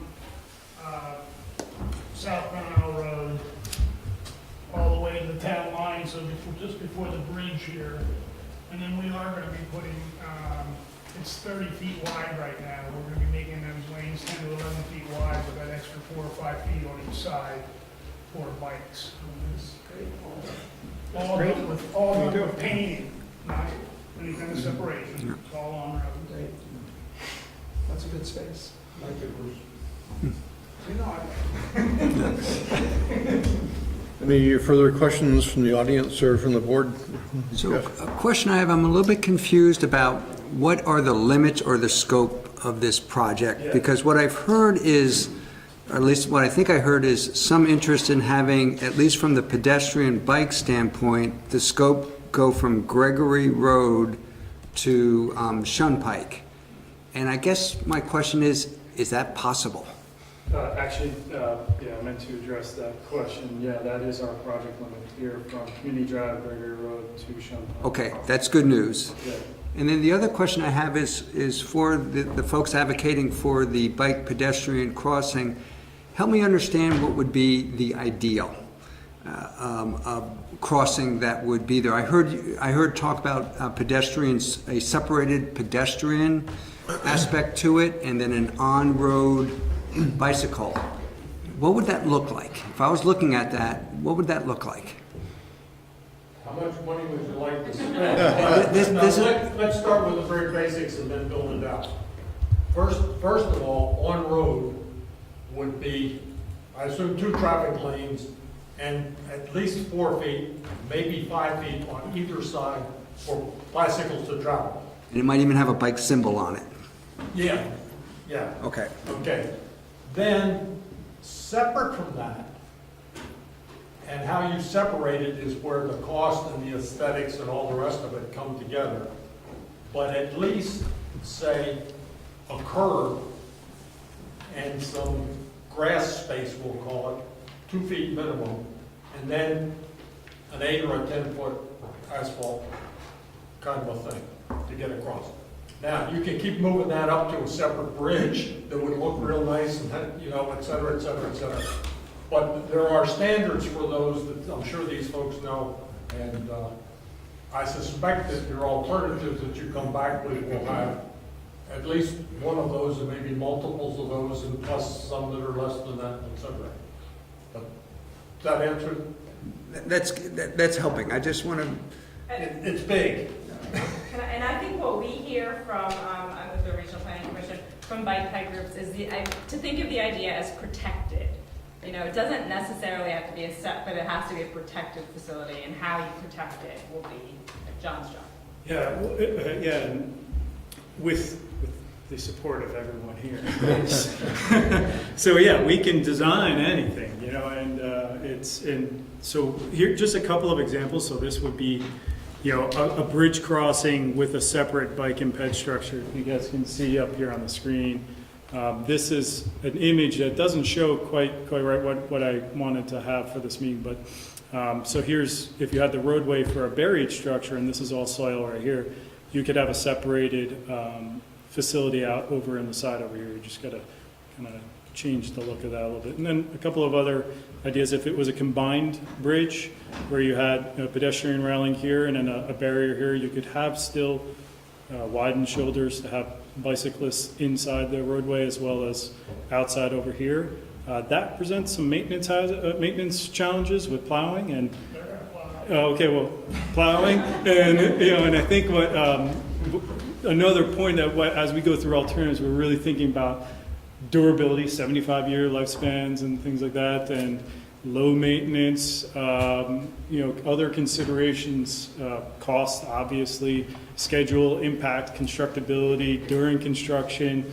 So we're going to go through those, and I think we'll talk maybe a little bit more about that during the alternatives presentation. Here's another, what could be a striped alternative of an on-road system where you have the bike lane here and you can put a striped buffer between. So just a couple of ideas to keep in mind as we talk about totally separate grass space in between, or in a separate bridge structure, or if you have a buried structure, you have the ability to continue the grass right through. And that's kind of getting some of the comments back here tonight allows us to think about the goals of the facilities, and we'll present that as an alternative, and then there may be some scalability from there as to different alternatives to think about as well. Yes, ma'am. I'm still thinking of your question, Jeff. I know you're a cyclist, so you haven't much thought about this as anybody in the room probably, but in the context of the Chittenden County Vehicular Transportation Network, Shunpike and Marshall are not arteries. But from the standpoint of a commuting cyclist, this is going to be an artery. And so the ideal design from my thinking is from the standpoint of the psychology of a cyclist, this is a place where you want to be able to get from Williston Road in Williston, or Marshall, wherever you're coming from, to Kennedy Drive in South Burlington, quickly and without having to make decisions where you're taking your life in your hands. The more times you have to think defensively and make a decision, the harder it is to do that, and the less people will do it. So really, you want, it doesn't, for me, it's not that we need to do something elaborate that's separate and more expensive. I think that cheap is good, as long as cyclists have the space, and as long as the road pavement marking is clear to bicycles that they're in a place where they have the right to be, and it's clear to vehicles, drivers, that there are cyclists there who have just as many rights on the road as the cars. I mean, as long as cyclists have all the rights of any other vehicle based on the design of the corridor, it's easy to be a cyclist. I'm not maybe saying it that well, but you understand what I'm trying to say? I just want to have it kind of expressed in public, you know, what would be an ideal goal. We may or may not be able to get there, but let's at least have that as out there.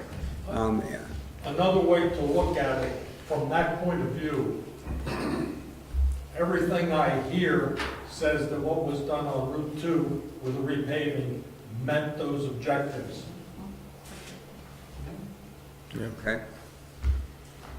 And could you go back to the picture of the bridge? Yeah. Just, and I'll try to be brief here. This picture? This picture, perfect, thank you. In this picture, it shows the pedestrian protected piece is pretty much only on one side. And I just want to know from folks' standpoint, is that acceptable for this crossing, or having it on both sides, is that important? The protected pedestrian crossing. When, I don't want to speak for the Bike Fed Committee in South Burlington, anytime we can get to, we take it. I get that. But I think that this is a pretty practical route, and one side that's protected is sufficient. Okay. In their interest. The other You side can of live with it, yeah. The north side of the road has a 5-foot concrete sidewalk, whereas the south side has that 10-foot asphalt. I'm sorry, you got me, can we go back to a picture to show which is the north versus On the? South Burlington side, so where Gregory Drive comes in, that's the north side. Okay, So what exists there currently is a 5-foot concrete path. Sorry. That predates anything that I think you see on the south side. okay, oh, and it's coming in. It's perfectly safe, runners use it, walkers Yeah. use it. Yeah, okay, The one on the south side is much more Yeah. attractive, it kind of meanders, it's nice and wide, Yeah. there's pretty landscaping. But I think it's just Yeah. about getting those people Okay. across there. yep. I think And, one side's enough for that. okay, The and south side is the 10-foot shared The use 10 path, foot, which the is. south side is the preferred side, because it has the nicer path. and can we go to the picture that's a little bit of a blow-up of this section, of the bridge? This one, perfect, because, oh, wait, so you see on the other side, I'm sorry, the other side of the road from right there, that path that comes in, is people who are traveling from Williston to South Burlington to get onto that path are gonna have to cross traffic. You don't do that. That's an unsafe place to cross the road. As a runner, jogger, walker, it's a great place to cross. It's actually pretty easy. As a cyclist, where you're keeping up with traffic, it's more challenging to keep going back and forth. But with that 4-way stop for a walker, jogger, runner, mom with stroller, mom with Wait, on the top bike, it's easy. Where's the 4-way stop? Right here. Right. This is the crossing. That's the crossing there. 4-way stop and the police station's within a quarter of a mile. Yes, I Are they crossing a light there sometime, Bruce would probably know. There is a threshold for when we hit it, but we only just hit the threshold for a stop sign, so I think we're far Okay. from the light. Let me ask the question of, then, will this crossing, if needed, that would be part of the scope of this project? Yes. Okay, good, thank you. Where that crossing is placed. Yes. And the best way to do the crossing, if a crossing's needed. Okay, good, thank you. I'd like to wrap this up on this point for this meeting tonight. Obviously, you have ways to communicate now, either emails or whatever, on your other concerns that you may have. And we thank you very much for coming in with a presentation, and you'll be back in 6 months? 4 months. Thank you. Thanks for coming. Appreciate it.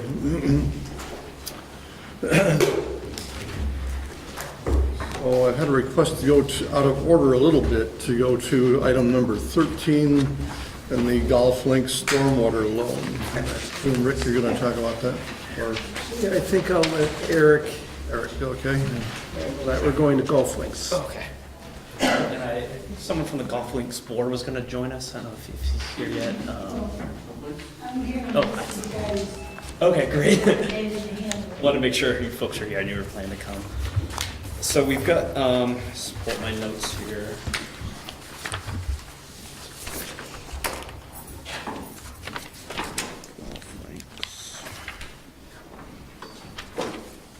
So the Golf Links Homeowners Association, stormwater improvement project's ready for construction this summer. Work performed for the project involves modifications to existing stormwater ponds, including grading, piping, precast concrete structures, and stone fill. Homeowners Association is requesting financing with a $40,000 loan from the town. All the required legal documents for this has been reviewed by the town attorney and the attorney for the Homeowners Association. Recommendation from the town attorney and town staff is to move forward with making this loan. Included with the agenda was a copy of the stormwater loan agreement, as we've done for other ones that have come before the board at this point. This is nothing new to us, except a new loan, that's all. Yep. New neighborhood. Yeah. Questions for Eric? Motion then is in order. Move to authorize the town manager to execute a financial services agreement between the town of Williston. I move to authorize the manager to sign a stormwater loan agreement and related documents for a loan in the amount of $40,000 with the Golf Links Homeowners Association. Second. Is there any discussion on the motion? Hearing none, all those in favor of the motion say aye. Aye. Aye. Any opposed? Congratulations. Thank you. Thanks for waiting. So moving on then to item number 9, the user fee and charges schedule. We have memos here from Eric, I believe, on all of the ones that we need to consider under number 9. Yep. So I know we've done a little different than years past by having separate motions for each one. What we've done is the memo I've put together has comments from staff regarding each fee with some background information. Bruce is here if you have questions regarding any of the utility fees that are proposed within this. You'll also see in your packet, you have a user fee schedule included that kind of lists everything all in one document, where we are now, what we're proposing for FY19. Asking for the board if it wants to approve these with one motion for the sheet right here that we're proposing, or if the board wants to pull anything out for further discussion, we can do that as well. So Mr. Tragus, I'd open it up if the board had questions for staff here on anything. Sure. So I just have questions on the schedule itself.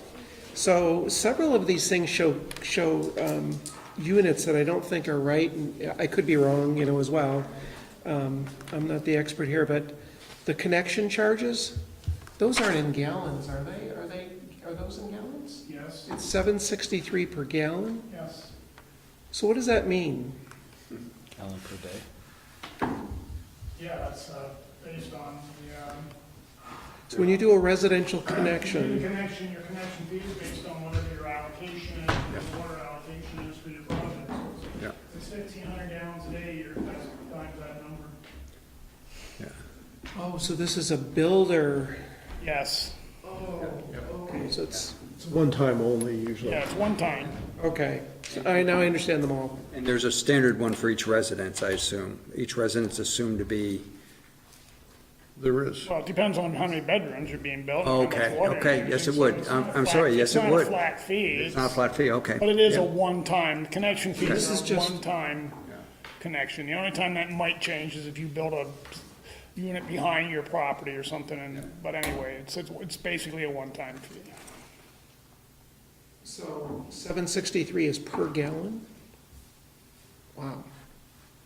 So if a project had thousands of gallons, that's a per gallon per, Yeah, it's based on the per gallon, it's based on your allocation, so if you're allocated, once again, if it's a 3-bedroom house, it's 230 gallons per day, so it'd be the 7 whatever times the 230. Yeah. Yep. it's a couple $1,000 almost. Yeah, it can get up there. Well, when you think about it, a connection to our services deteriorates the life of that service, just like cutting a road deteriorates the life cycle of that road over time period, so it's. Is there any questions you have on any other part of the fee schedules that are being recommended? The only one I had was under the ambulance service rates. It wasn't clear to me, and again, I apologize for not being as prepared for this meeting as I would have liked to have been, what the increase in the advanced life support is due to. I believe there should be in your packet a memo from Chief Morton. No, Well, or is it covered in the memo from? Covered in the middle, probably. All right, from Eric Wells, yeah. It talks about it, there'll be it's proposed that it be $75, but I usually like to understand. It does say, it says it's because of the expense of pharmaceuticals.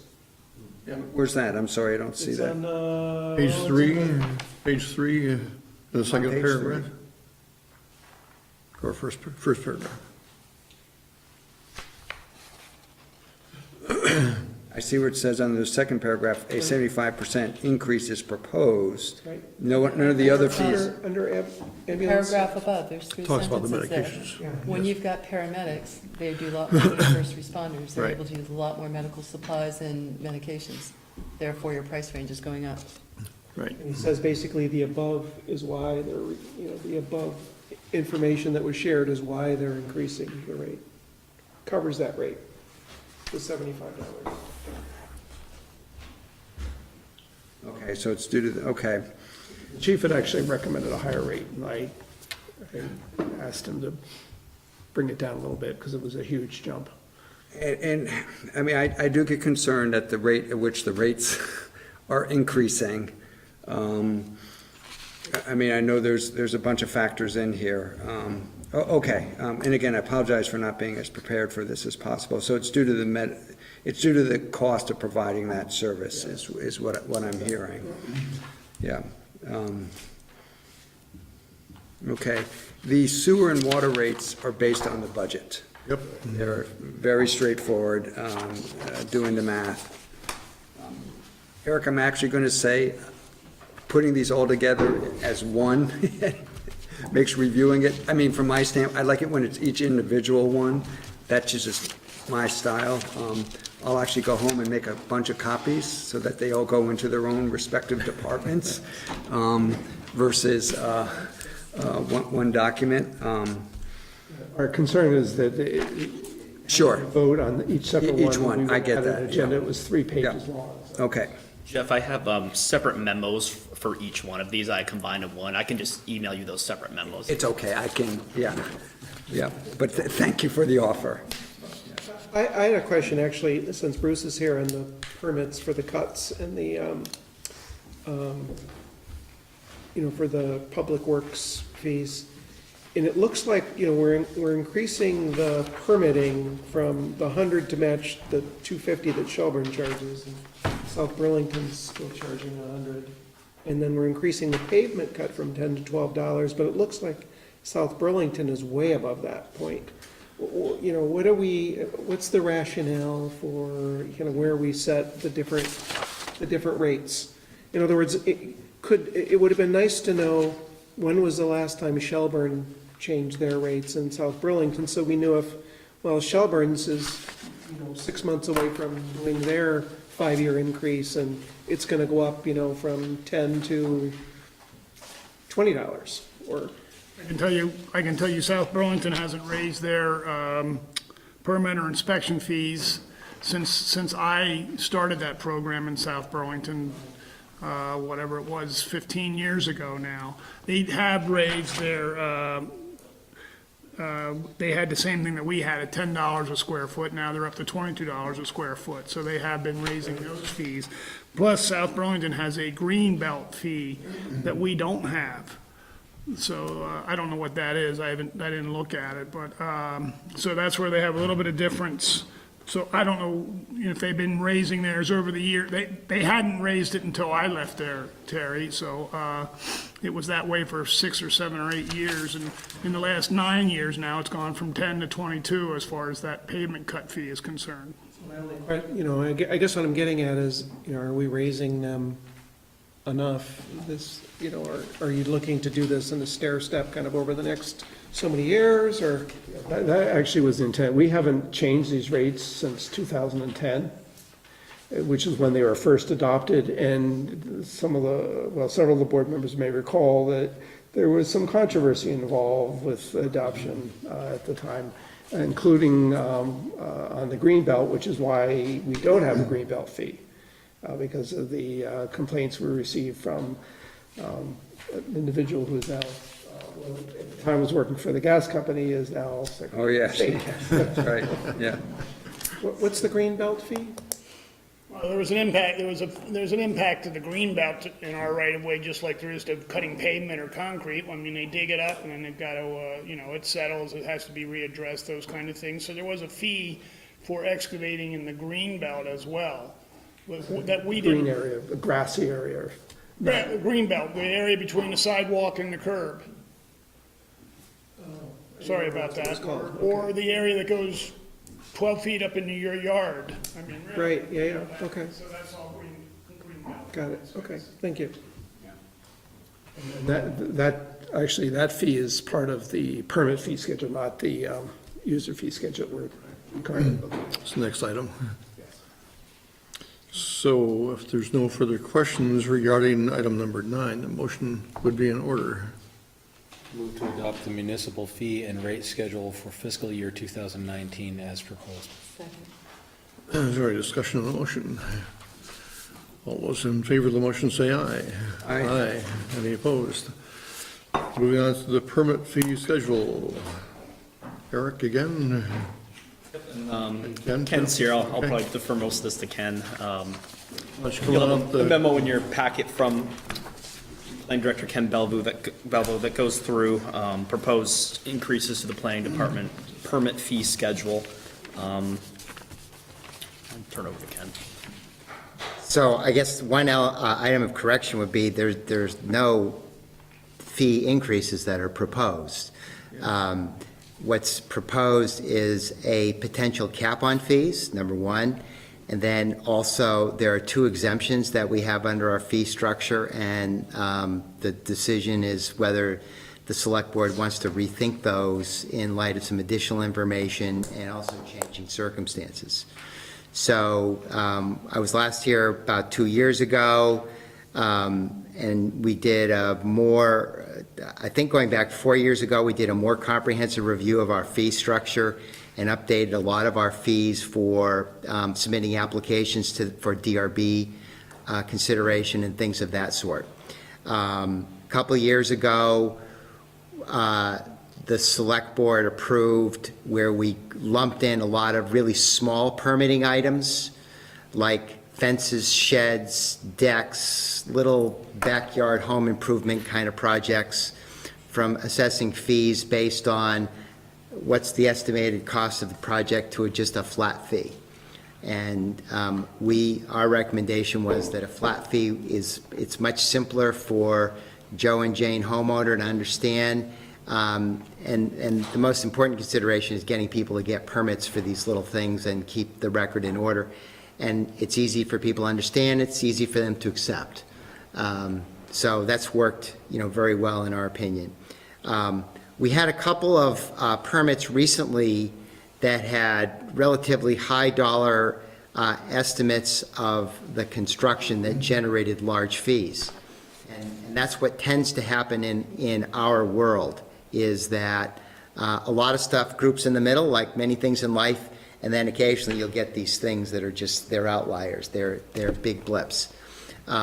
Sometimes the permit fee is expensive and there's a good reason for it. You know, Finis Crossing is building a $2.5 million road, for example. You know, it generates a big permit fee.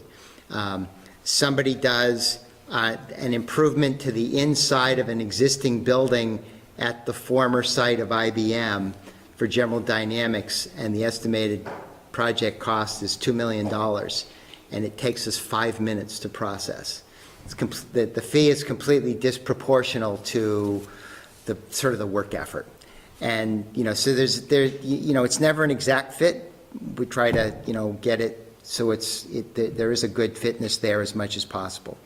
But the idea was to cap some of the fees at $20,000 for an administrative fee. And we charge $5 per $1,000 estimated cost of construction plus the recording fee.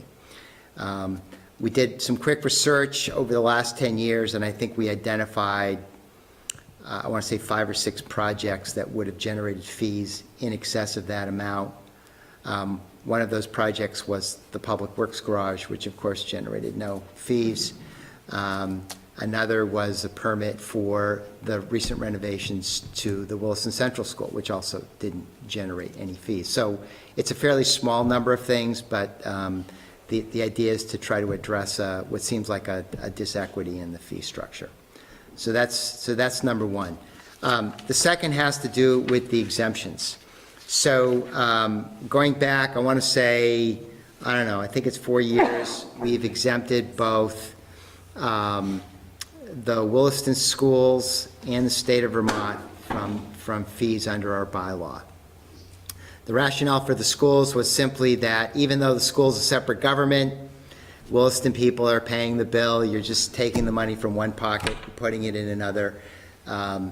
Do we really want to do that? And the consensus of the board was, no, it didn't necessarily make sense to do that. Let's just make sure we get all the permits done properly.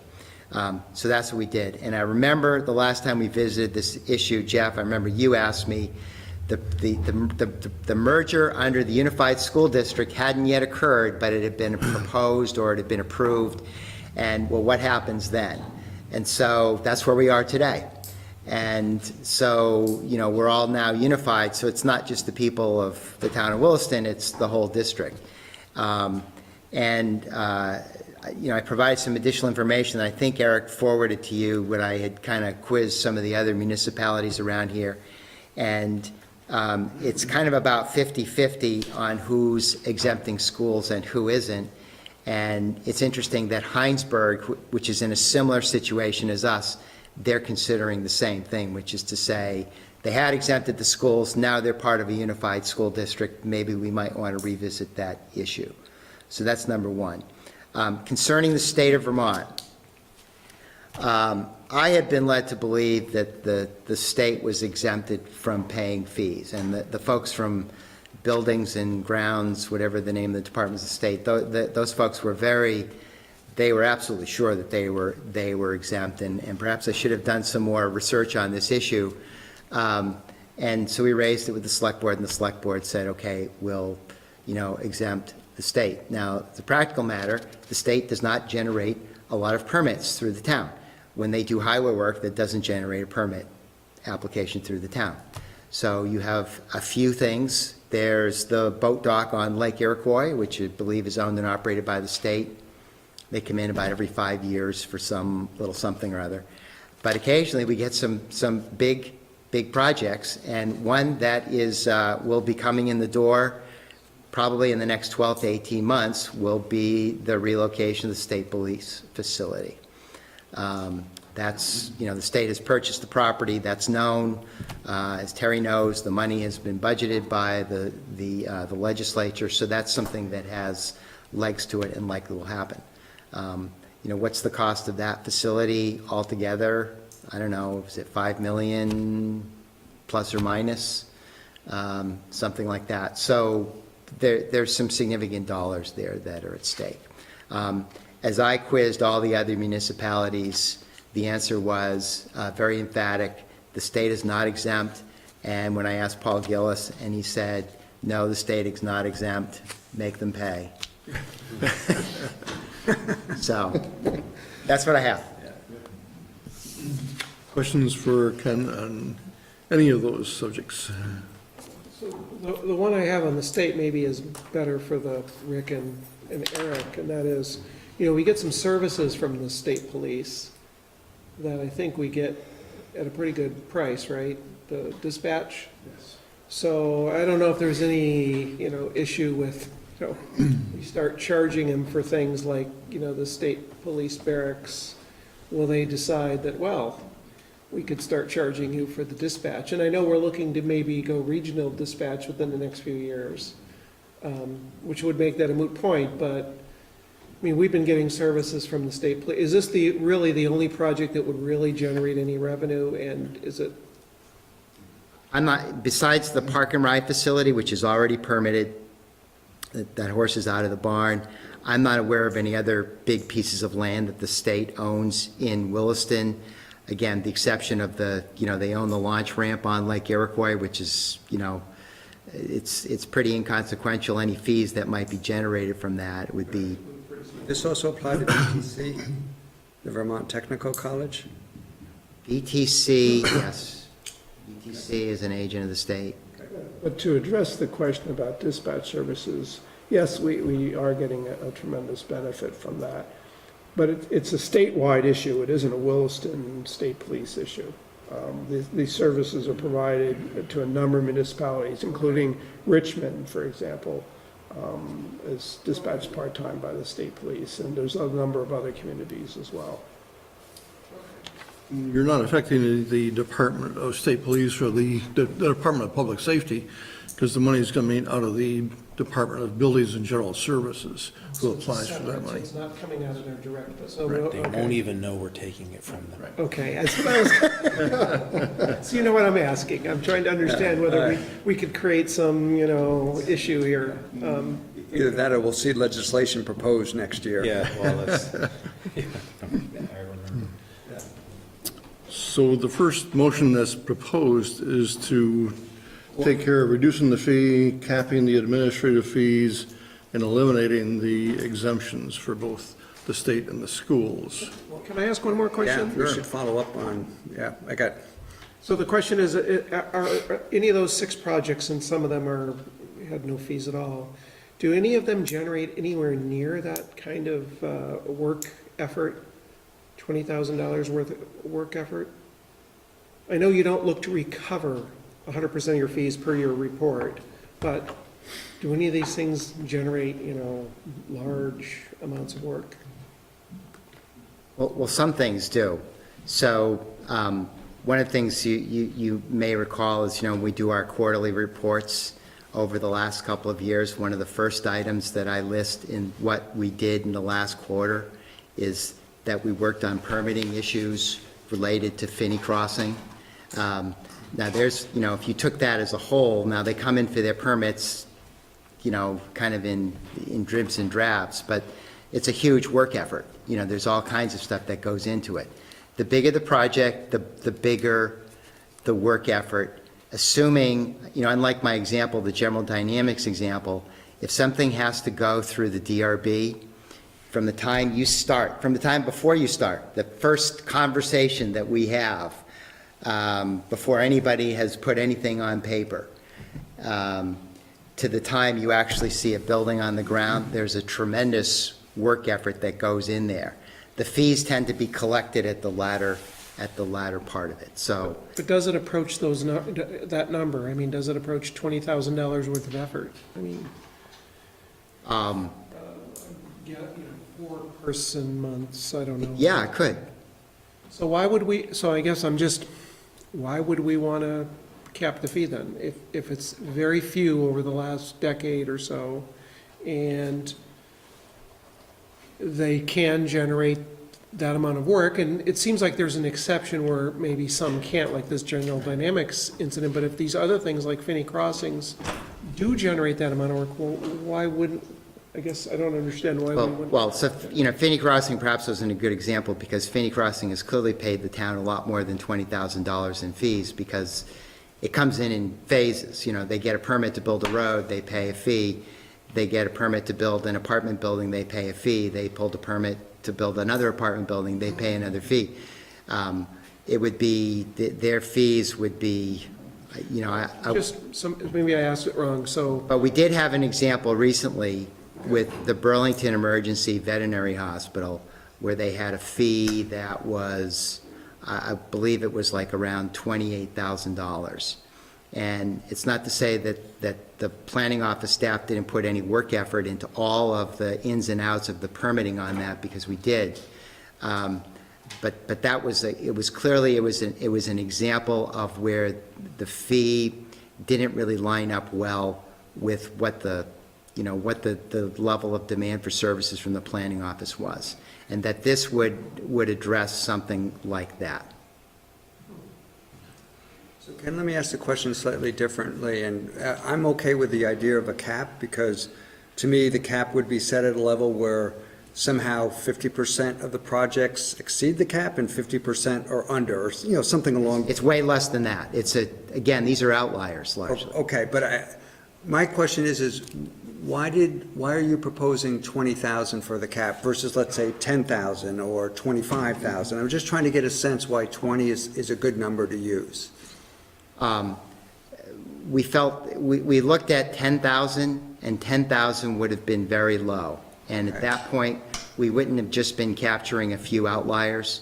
We would have been capturing a lot of projects where they can get kind of complicated, and there is a big work effort that's involved in it. And that wasn't really the goal. The goal was simply to take out a few of these outliers, that there is this, you know, this cap, and at some point, the work effort plateaus. And that was really where it came from. Okay. And then I do want to focus a little bit on the exemptions. First start with the schools. What I would hope is that there's a unified consensus between, is it five communities that are part of, you know, either we all exempt them or none of us exempt them type of thing. I think would be the approach, would be the best approach. Now, it's probably impossible to know that right now. According to the chart, Shelburne is part of the district, and they're not exempt. Right, Shelburne and Heinsberg, but we also have like Charlotte and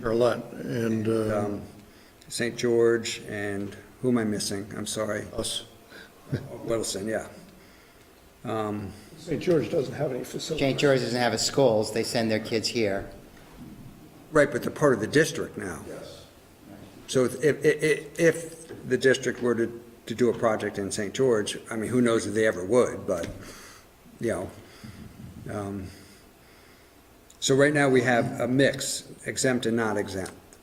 I mean, I'm tending to say now that it's a district and it's not a Williston working with its own schools, and also the whole Act 60-68 piece, you know, where we're trying to, I don't want to say shift, but there was a conscious effort made not to put additional financial burden on the school, because, you know, if they saved for the reasons that had to do with Act 60-68. But now that it's a district, it's a whole different ballgame. And I'm tending towards exempt, but I would also feel odd if it was half the towns exempt and half don't. That would just be an awkward situation. So I don't know if that lends any help here. Kind of tending towards not being exempt, because it is a global, you know, not global, but district kind of resource. So I would make it non-exempt.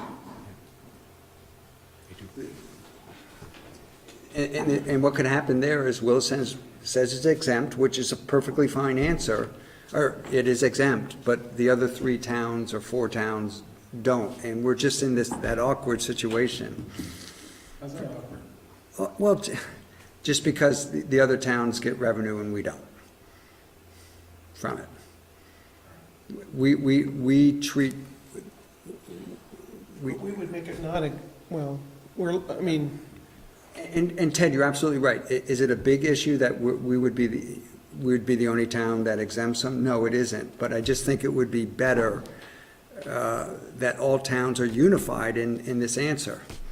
Just to be clear, though, what we're suggesting is that we get rid of the exemption. Right. So Right, that's- right, we do yeah. select board. Right, exactly. Yeah, that's what I would be in favor of. Okay. And the state, I think, is pretty clear from my standpoint, that they So the idea is. should not be exempt. Should not be Yeah, exempt, right. yeah. And so- Didn't this happen with stormwater? Yes. Yeah, a little bit. Take responsibility for the roads, right? Okay. So just one last question on the $20,000 cap. So you feel there's just a few outliers, and in general, we probably, with this formula, even with the cap, we still collect more maybe than we spend on general and projects? Well, we're not operating on a complete fee recovery basis. Okay. So, That's critical, yeah, that piece right there. when I was first here, actually prior to my being here, my predecessor had made some recommendations to the select board about revising the fees, and one of the pass-ons to me was he really felt the fees were way too low. And I remember sitting here in front of the select board at that time and trying to carry the water on that issue, and I agreed the fees were very low. And I kind of got a little bit of a lecture. I think it was Judy Sassarosi. Oh, we even put the name to it, wow. I think I remember that. And she said, these are services the town is providing. You're not operating on a fee recovery basis. And it's like, okay, that's good for me. So we've tended to be somewhat conservative in what our fee structure is. It was just a few years ago that we bumped up some of our DRB fees to where they are now. So there was a time we were capturing, I want to say, about 35 to 40% year in and year out of what the planning office spends in its budget and what we would take in fees. If you look at the numbers over the last 5 years, that number is higher. And it tends to be uneven, but if you average it out, it's probably closer to 50% right now. We've had some bigger projects that have generated, significant fees. For some, it's funny you mentioned, well, not funny, I mean, I looked at your chart here, the 50% feels about right to me. Right, and I know Bruce was here talking a little earlier, and you're talking about, some of the fees for things like sewer allocation and water and sewer connection fees and their curb cut fees. There's all those other kinds of things. I shouldn't say all of those, most of those things are just one of the latter aspects of a development that was approved through our process. So, the amount of revenue that the planning office takes in is not the only source of revenue that the town is taking in to pay for the various services that it provides to new development. One final thing I should add is we generally take a look at the planning fees on an every other year basis, so it's. Okay. Yeah, all right, that's fair. I guess we'll come back and see whether we cut too deep or capped it too much. There's not a big risk here. So if you're ready for a motion, I am. The first motion would include, as I said, reducing the fee for final plans, capping the administrative permit fees, and eliminating the 2 exemptions, if you choose to do that.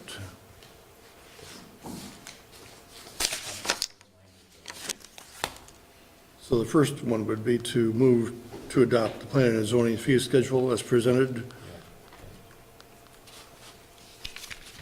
I would move to adopt the planning and zoning fee schedule as presented with an effective date of July 1, 2018. Is there any discussion on that motion? Hearing none, all those in favor of the motion say aye. Aye. Any opposed? And moving on to the second part then, and that's the right-of-way utility fees. We really discussed that a short while ago. I move to adopt the permit fee schedule for utility work in the town right-of-way as presented in the memo dated 6/19/2018 with an effective date of July 1, 2018. Is there any discussion on that motion? If not, all those in favor of the motion say aye. Aye. Aye. Any opposed? Great. No, thank you, Ken. We'll move on to the municipal tax rate, which was, Did we approve the exemptions then, or was that part of? that was part of the first Part motion. of the fee Right, schedule? the non-exemptions. Well, the That removal. was part of the first motion, yes. Okay, good. So, tax rate. So when we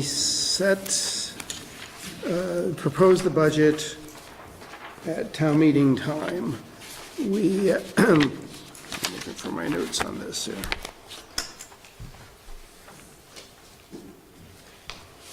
It's going to be a 2%. It was,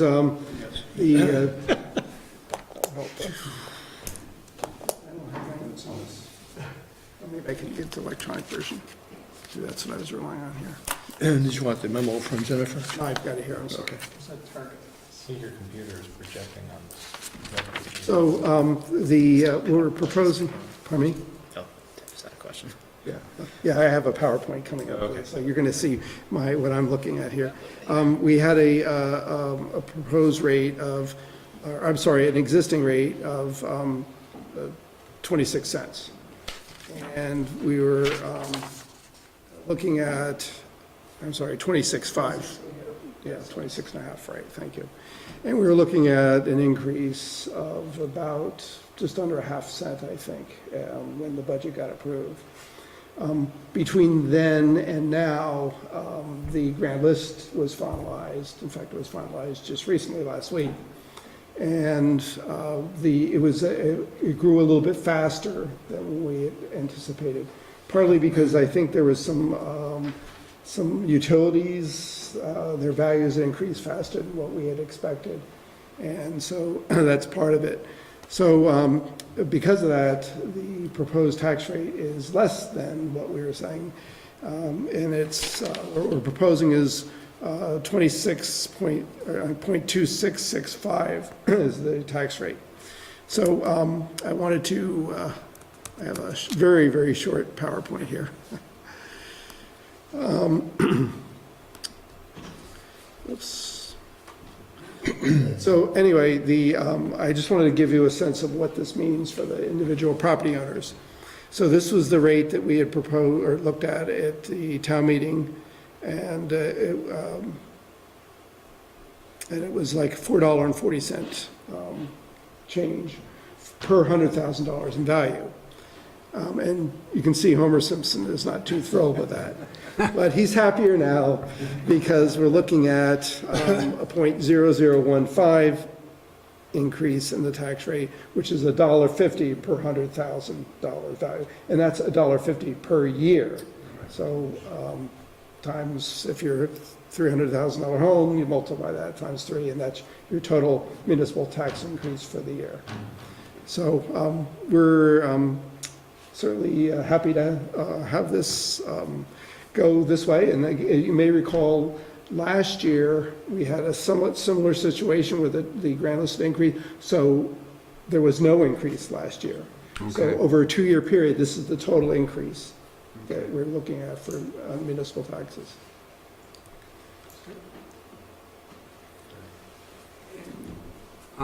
Where do we stand with the, our policy on the, it's not reserve, I'm drawing a blank on the name, on. Fund balance? Fund balance.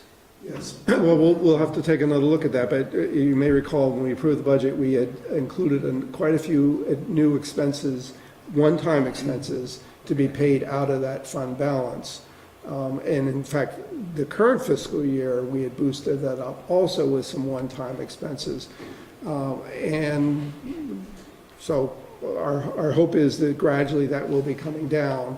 The concern is that we don't use the fund balance to pay operating expenses, because then that's not sustainable and you end up with a big problem. And this is somewhat lower taxes and have to raise them again. I mean, We may have to double the increase. I thought the last time Jennifer came in here, she told us that we were collecting more money and spending less, and our fund balance wasn't going down like we expected, so I thought she told us that last time. Yeah, that's true. It's not going down. It will be going down, but not as much as we had expected.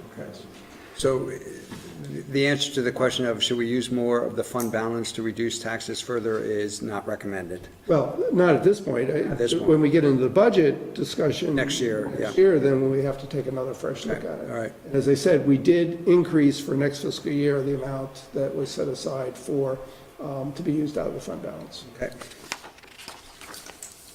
So is there a motion? Move to set the municipal tax rate at 0.2665 for fiscal year 2018. Second. Is there discussion on the motion? All those in favor of the motion say aye. Aye. Aye. Any opposed? Moving on to the annual employee wage adjustment. Yes. I also had the sewer allocation ordinance, if that. So, in the budget, we included, I think it was 1.9% cost of living increase for the employees, the non-union employees. And it's based on the cost of living index that runs November through November, so we know what it is when we set the budget. And it's the same cost of living index that we use for the police union and for the fire union. And so our recommendation is the board get that same change for the non-union employees as well. Any questions for Rick on this? The motion is in order.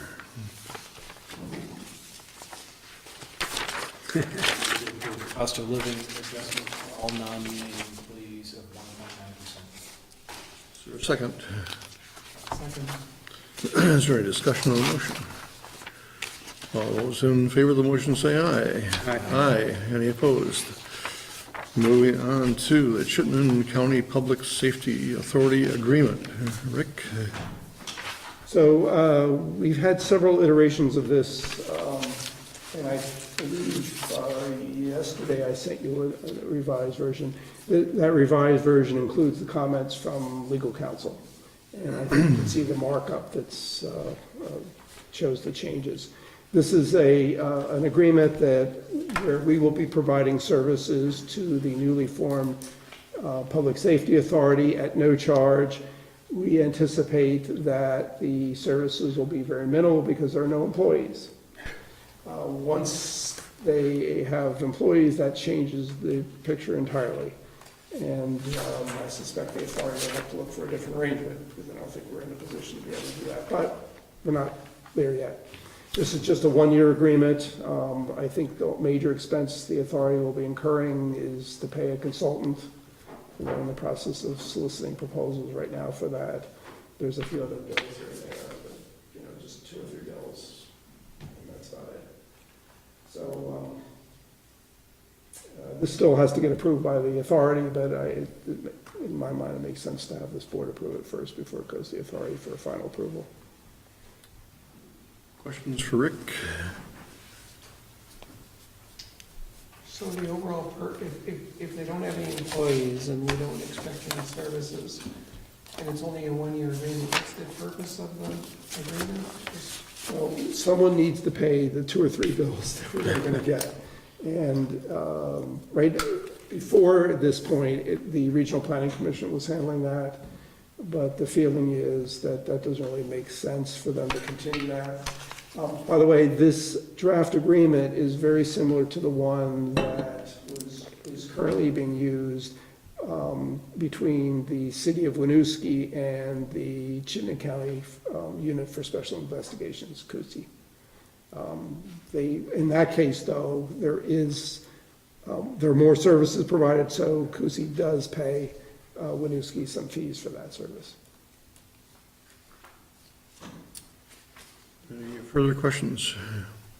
If you would like, the motion is in order. Move to authorize the town manager to execute a financial services agreement between the town of Williston and the Chittenden County Public Safety Authority for fiscal year 2019, after approval to proceed from the town attorney. Second. Is there any discussion on the motion? Just that's fine, that motion's fine.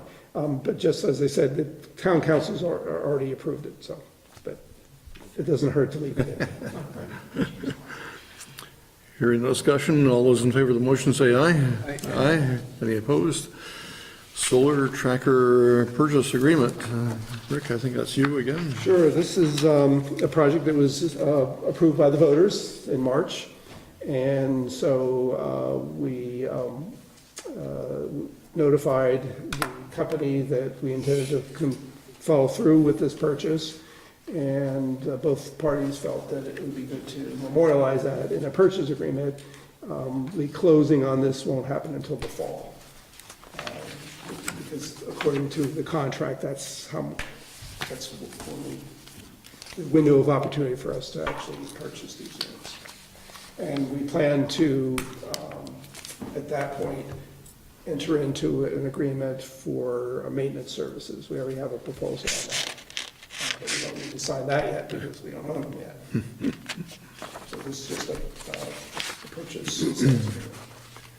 And the amount, Rick, the 345, 691, I just want to make sure that's an appropriate number for this. Obviously, you've checked that that amount or more than that amount was approved by the voters. Well, you may recall that. I don't, sorry. But you still may That's recall. why I asked. You still may recall once they start giving the details. An appraisal was done, hired by the company, and then we had that appraisal reviewed by our own separate consultant. Okay. And this is before it was presented to town meeting. Yeah. I think it was in January of this year. Okay. And so it was that process that arrived at that number. At this number, okay. So I should feel good about that number, yeah. So it is the same number? Yes. Yeah. So, That was my question, yeah. so on the warranty, it says there's no warranty. When we had this discussion, I thought there was some warranty in some parts of this. There is no warranty? Or is it, maybe it's the materials warranty to the companies that make Yeah, things and not? All Earth Renewable may have some warranty of it, but the company that's selling it to us isn't warranting anything. I see, okay. So it's appropriate for that language to look like that. And the company that we're gonna be entering into the service contract with, coincidentally, well, at least the one we have a proposal from, is All Earth Renewables. Is what, I'm sorry? All Earth Renewables. Oh, So that's the company that made these units. They've been performing the service to date since they've been installed as well. Yeah. Further questions for Rick? If not, a motion would be in order. Move to authorize the town manager to execute an equipment purchase agreement with Green Lantern Solar in the amount of $345,691 for 25 solar tracker arrays as approved by the voters of Williston on March 6, 2018. Second. Pardon me. Any further discussion on the motion? All those in favor of the motion say aye. Aye. Any opposed? Managers report.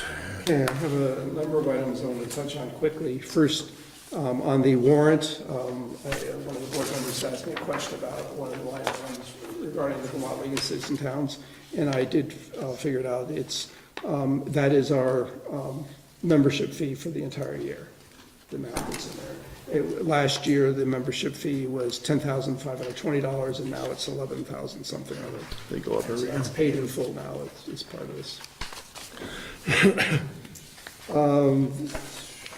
While we're on the subject of finances, I might also go to the finance report. You have this as prepared by Jennifer Connelly, our finance director. We are now 92% through the year. And revenues currently stand at 88% and expenditures at 87%. And 88% is, does not include one large payment we have coming yet for the final installment of the rooms and meals tax for the year. Until October, I guess. Or no. It'd be September probably, yeah, More like- somewhere in there. It relates to the current fiscal year. So I would say on the revenue side, it's all good news. We're going to be doing better than what we had anticipated in all likelihood. On the expenditure side, We, for the various reasons we've been talking about all fiscal year, we're going to be under budget. And the police department continues to lag behind. They're at 80% for the year. And you know, what can you say? It's been turnover and everything else, but I will say, though, that we are in the process of finalizing and getting just about all the positions filled. So those numbers will be going up next fiscal year considerably, assuming we don't have a lot of turnover in those positions. The other things like legal services, we're still running really low on that, which is a good thing. There have been a few years when we went way over, but those are fortunately in the minority. One comment that was made here on the expenditure highlights related to FEMA, this relates to damage that was done as part of a storm that hit in early May. And there were like 6 roads that were damaged as part of that storm, washed out mostly. Butternut Road, Oak Hill Road were 2 of them. Butternut, I think, is the one that had the most damage. We're expecting that when the numbers are all said and done, it'll be combined about $50,000 to repair all those roads. The FEMA money is not certain at this point, despite the way this may have read. It does look like the FEMA, the request for a declaration is going to be submitted by the state, and our hope is that will be approved. How much of that gets distributed back to us, we don't know, but we're in line. Our claims will be going in if there is money available for that. Otherwise, it'll be covered through our budget, and it's already, for the most part, already been spent out of this budget. So the budget is okay. From that perspective, we have had some turnover in the Public Works Department as well. And that is affecting less the operating expenses for the current fiscal year. It is affecting more the expenses in stormwater. We just have not had the staff time and ability to do some of the stormwater projects that they normally do, some of the minimal maintenance work and some of the extra projects. So we're finding that our operating expenses in stormwater are running below what we had anticipated. But that does allow us a little extra cash to pay for some of the loans that we've been giving out, so it all balances out. And I'm sure the department will be playing catch up over the next fiscal year a little bit. One of the issues we've had is our foreman, our highway foreman, has been currently out on extended medical leave. We do expect him to come back, but it'll be another couple months probably before he's able to get back to work. So, let's see, do I have any other? I guess that's all I had under the finance report, if there's any questions. Then I'll move on here. A little bit of good news we received. Our ambulance service has been awarded the Ambulance Service of the Year award by the Vermont Department of Health. And that's, I'm sure, in recognition in part to our Heart Safe community effort, along with a number of other programs our department's been involved in. So at some point, there'll be some sort of formal recognition ceremony of that. I don't have that date on that yet, so that's exciting to have that. Also exciting, we were able to finally close on the Meadow Ridge loan.